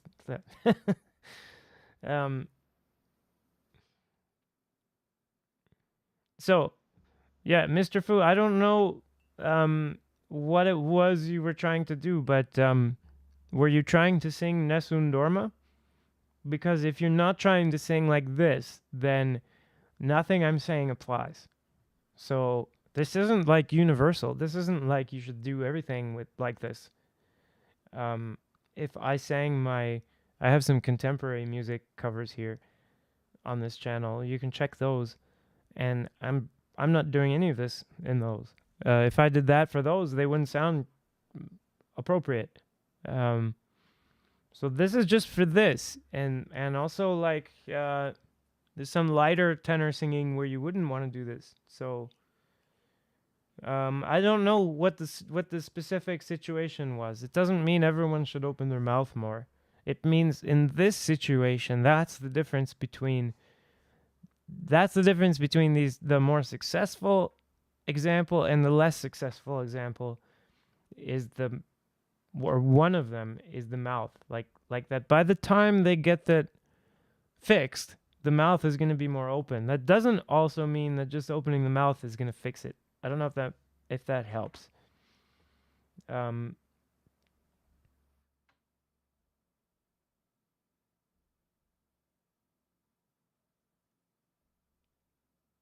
Yeah, something that I don't know. Pavarotti said some weird stuff. I can't quite remember. That's it. There's no other way. He doesn't do it any other way. No. That's the thing. That's the greatness of I it. think it was that. Right? He just programmed such a solid intention that no matter what Okay, he was yeah. singing, So Mr. Fu, I mean, if there's plenty of times, let's say, when I open my mouth more, and it doesn't fix anything. So that's definitely a thing that can happen. That doesn't mean though that I should be closing my mouth more on those, those times when that happens. I'm in the mirror like I am all the time, like before a performance or something. I look in the mirror to check what's going on, and and I see in the mouth is kind of too closed. I'm like, okay, well, I'll start with that. I fix that, and then there might be something else, right? But whatever it is, it's not going to be closing my mouth more, because I already know that when this works, the mouth is more open. But it doesn't mean that just opening the mouth more will make it work. It's not the same thing. you could like throw out and like, okay, sing this note. He knew that's G, because there's only one way to sing that yeah, note. that's what I mean. Right? Yeah. He had that position. Yeah, that turn. Mouth is too close there, but Yeah. That's what I want. I want you to think of that. So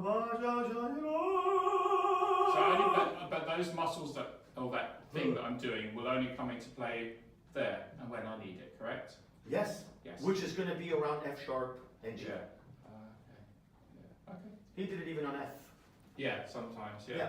But I want you to do like an F sharp. In this case, definitely. So it's a small. I think you can do that. Starting at E flat, by the way. Okay. If you want, you don't have. With a big yawn. Okay.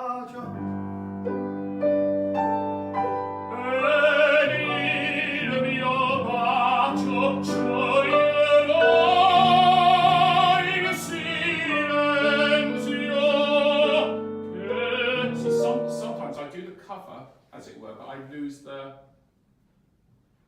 correct version before. Yeah. So should I lead with the middle thing and then add that? Or Yes, which comes exactly. first? Point and then open. Oh, And the way for you to do that, again. in that yawn, think of a little cry. Oh, Yeah.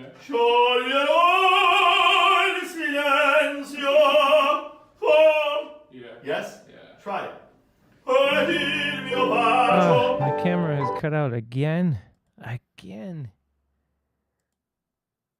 Let's see if I can get this back here.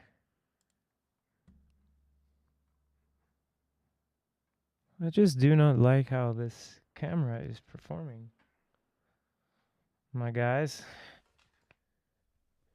This is unacceptable. Unacceptable dropping off of the camera. I don't know why I'm doing that in a German accent. In a jokey German accent. Oh, there I am. There I am. Oh. Let's see here, guys. I think I can do it. I think he can do it. Nothing. I was there for a second. Okay, one more try.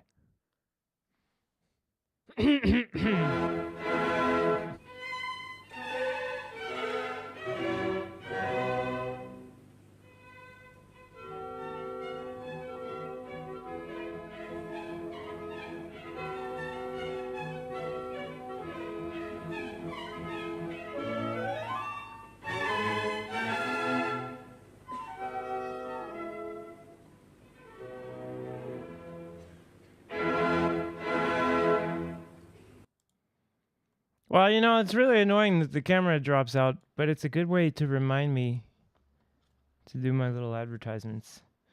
So I don't know if we don't have more. Any big questions about this? I'm getting a bit hungry, tired, and I keep, I'd love to go get more beer, But the only opportunities I get are when the camera dies, and then I have to run the commercial and try to fix the camera. So that's that's no fun, guys. I think not a good commercial for EOS M50.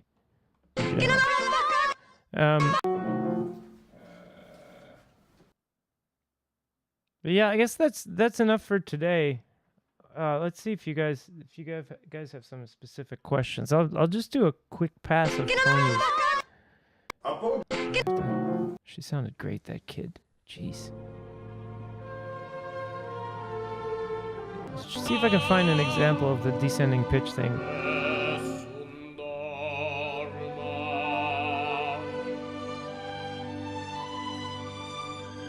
Purpurea principessa, nella tua fredda stanza, guardi le stelle. Okay, there's one. So that's a contemporaryism, or we could say like a non-operaticism. That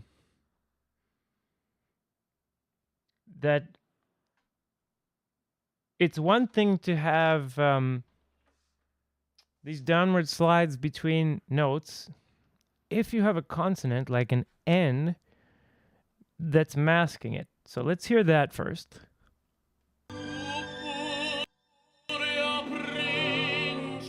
Did you hear it? One more time. Principessa. Tu pura principe.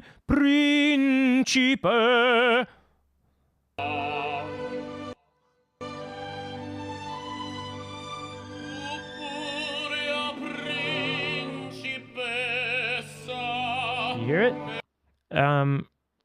We've got a definite slide between notes. It's not glissando, I guess it's portato.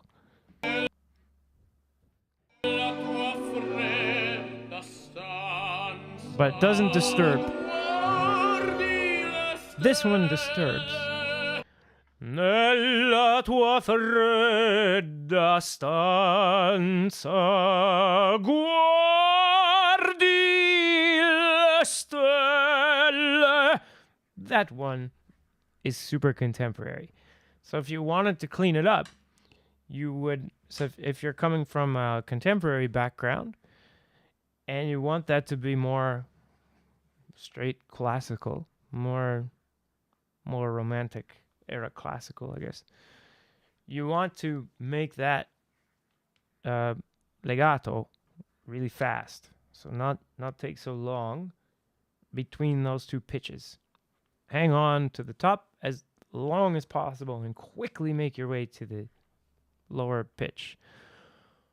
Guardi le stelle. And like with the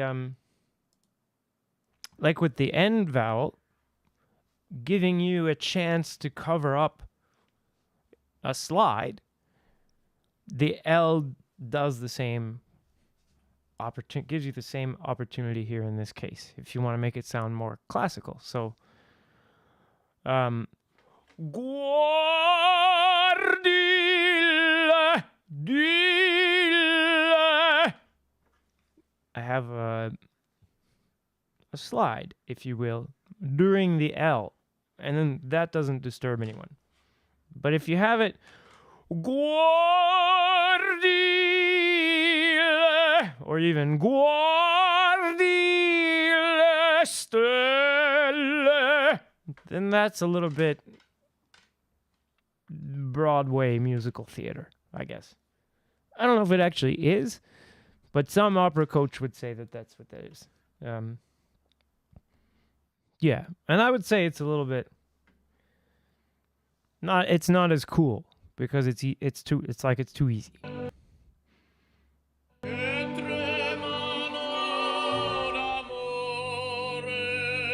So I would che tremano d'amo, che tremano that's maybe a chance to do a much more closed mouth position. And that's something you would work out, like what's your actual situation with your orchestra and your theater, the room that you're singing in.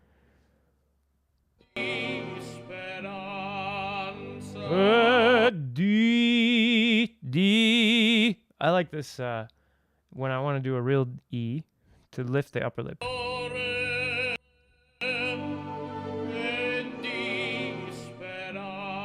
Pretty much what he's doing.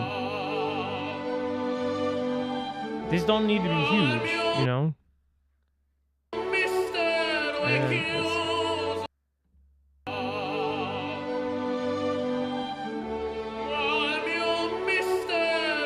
So there's another one. So, oh jeez, the camera again. I tells you, that's just terrible. I think it's like the video card or something that's acting up. Could be the camera itself here. Oh.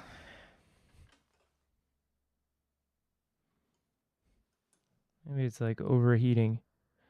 Try one more time, guys. Then after this, you guys are just watching nothing but commercials. Okay.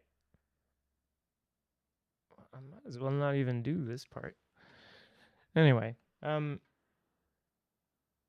see if we can keep going while it connects me.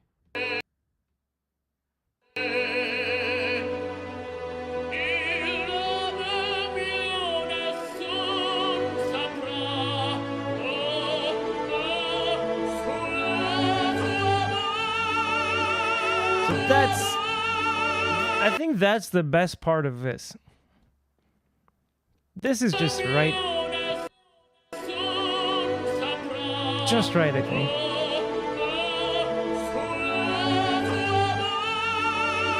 And I think... yeah, this camera.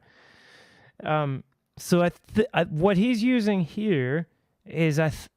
I don't know if it's connected to this overdrive thing or this opera drive thing, but I think he's more rounding the back and anchoring the neck and in a position to let his jaw move first. And he's getting these fast jaw openings, and that's resulting in a big mouth opening. Because remember, how long it takes you to make your mouth opening isn't really changing from one person to another person. I mean, it changes like a little bit with the tempo. But like, what's the relationship between B and O? Bo. Like, you know, it takes some time to make that sound, but it's the same almost for everybody, right? So however long that is, however fast your jaw moves, that's how big of a mouth you're going to get. And if you think about speed, instead of thinking about how big the mouth opening is, you'll get the right mouth opening, I think, more likely than if you think about trying to like make something big. But to me, the sign of it is when you see the jaw bouncing like this.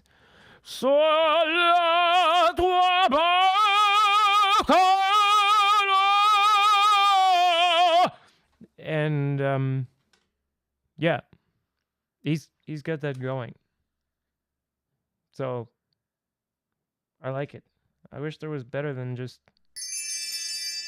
true. Definitely not bullshit. Right, but I think this is maybe what they could have used in the other room with Jack. Maybe instead of this other option, just because of, I don't know. No one seemed to be in a particular kind of like particularly open the chest and yeah, hey guys, showtime kind of mood.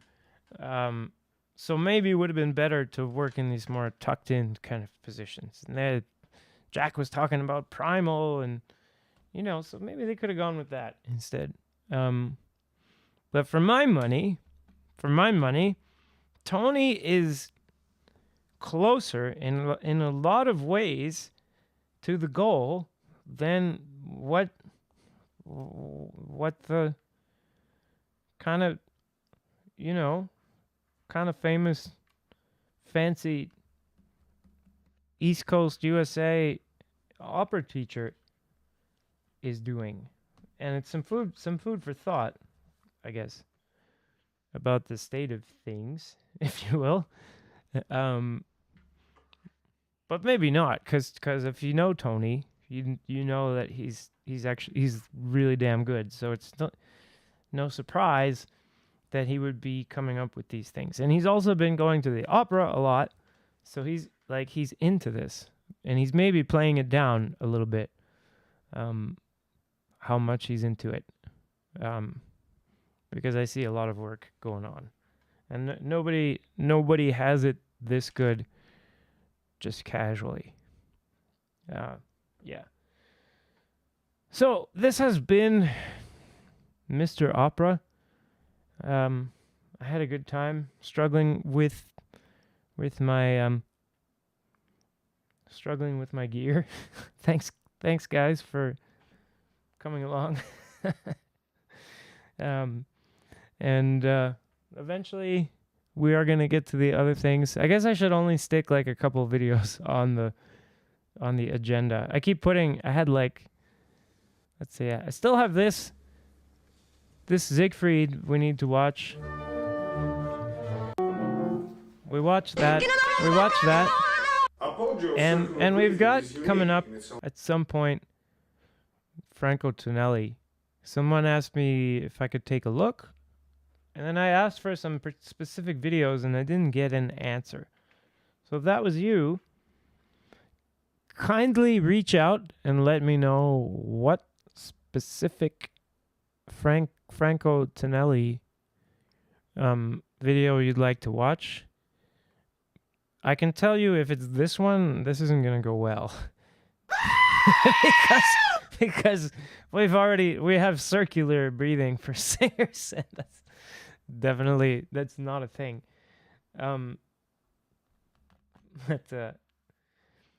Yeah, okay. Oh, the girl's singing. Hang on, let's give the credit. Hang on. Let me make things big. Oh, I made myself too big. Hang on a second. Okay. Let's find her. Let's watch her one more time and get copyright violation. Gosh, she's awesome.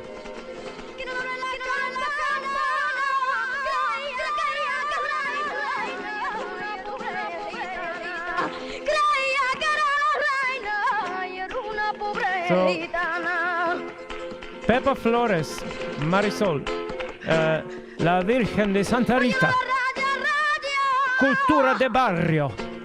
That's the Instagram account. Cultura de Barrio. She's amazing. Look at her. She's using all of this, especially this edge stuff that Jack was asking for, actually. But she's using all of it. Yeah, I don't blame you, dude.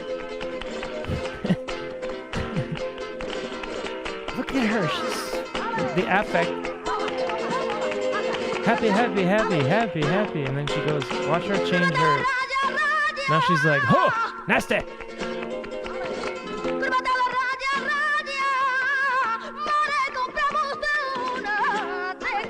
Yeah. You get that? Cultura de Barrio. I'll put it in the chat here. IG. Cultura de Barrio. Marisol. Arpeggial circular breathing is unique in its own way. Oh God. Though this exercise. No, I mean, I guess, yeah, circular breathing is unique in its own way. Let's. Marisol. Pepa Flores.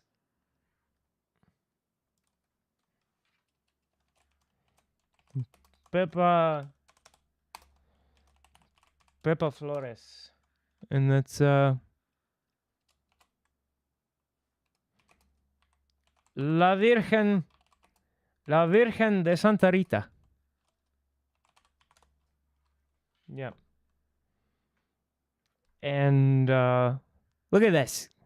Look at this face. And this is the kind of, I mean, this is some of the best tenor singing I've seen in a long time.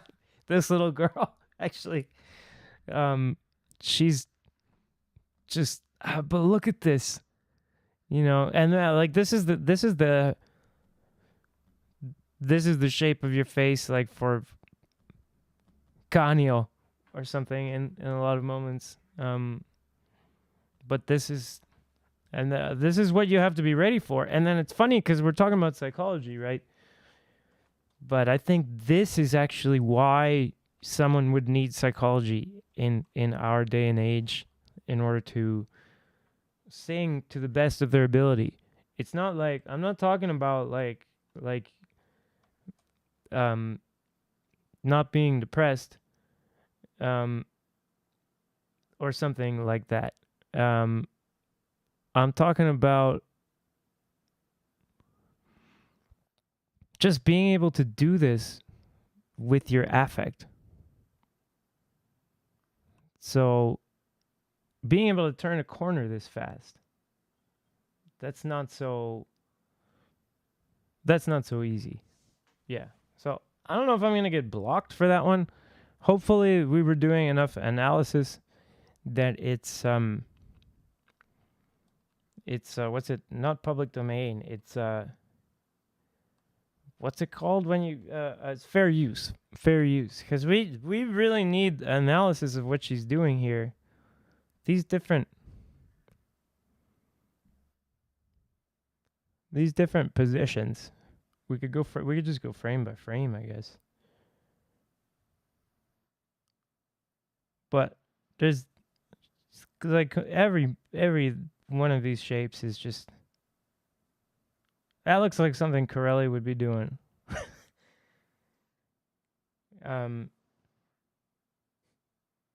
Yeah, I think this is fair use, but let's make sure. So this is straight off of a Corelli movie. Not that.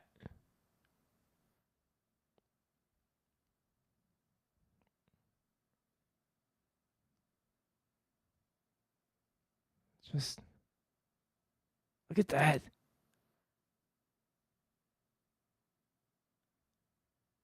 This affect. You could just go frame up. Oh yeah, whatever, guys. This. You can, like, you just study these mouth positions for basically perfect. Not just the mouth position though. Like this mouth position is not achieved just by thinking of like, oh, I'm going to open my mouth into a certain position and just whatever. It's an entire posture of the whole body, and the mouth is part of it. The vocal tract is part of it, but it's like, the tail of the dog kind of thing. Ooh, she's not happy about it.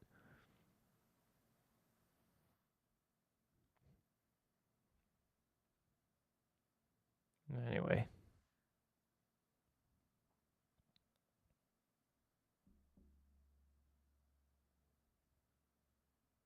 And if you just make this person bigger, it's gonna sound more like a tenor, I guess. But she's smaller. But she's singing with the full metal, etc., etc. Anyway, so this has been Mr. Opera, and yeah. Everyone have a good evening or a good morning if you're over in the American parts of things. It's the evening over here. It's Sunday night, 11 p.m., and I'm going to talk to my very beautiful and very lovely girlfriend, and then I'm going to go to sleep. So everyone have a good evening, and oh yeah, and beer. that's going to happen too. But yeah, thanks for being here, guys. And see you soon. The straw. It's just a straw, right? It's not just any old straw. We've sized it very particularly, you guys. So the SWT Straw Pro comes with a minimum of 40 resistance configurations in one device. And then we have 2 straws that are the exact same size, diameter, and length. And this is so that we have options.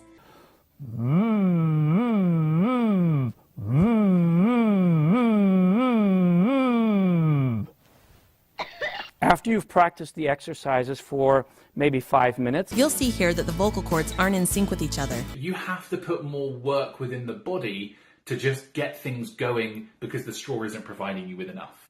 it is very important that you let no air escape around the straw between your lips or through your nose. But the thing is with that, it cuts off the nasal resonance part of singing, which is very important to singing. It's almost as if you're trying to release it out through the straw to whatever's in front of you. You will find, when you go back to normal speech, that your voice seems to be coming out of your eyes instead of your throat. If you are splashing yourself, you're creating volcanoes, and that is not allowed. A wise man once said, "There is a sucker born every minute." No, no, no, no, no. Oh, hell no. So just grab a straw.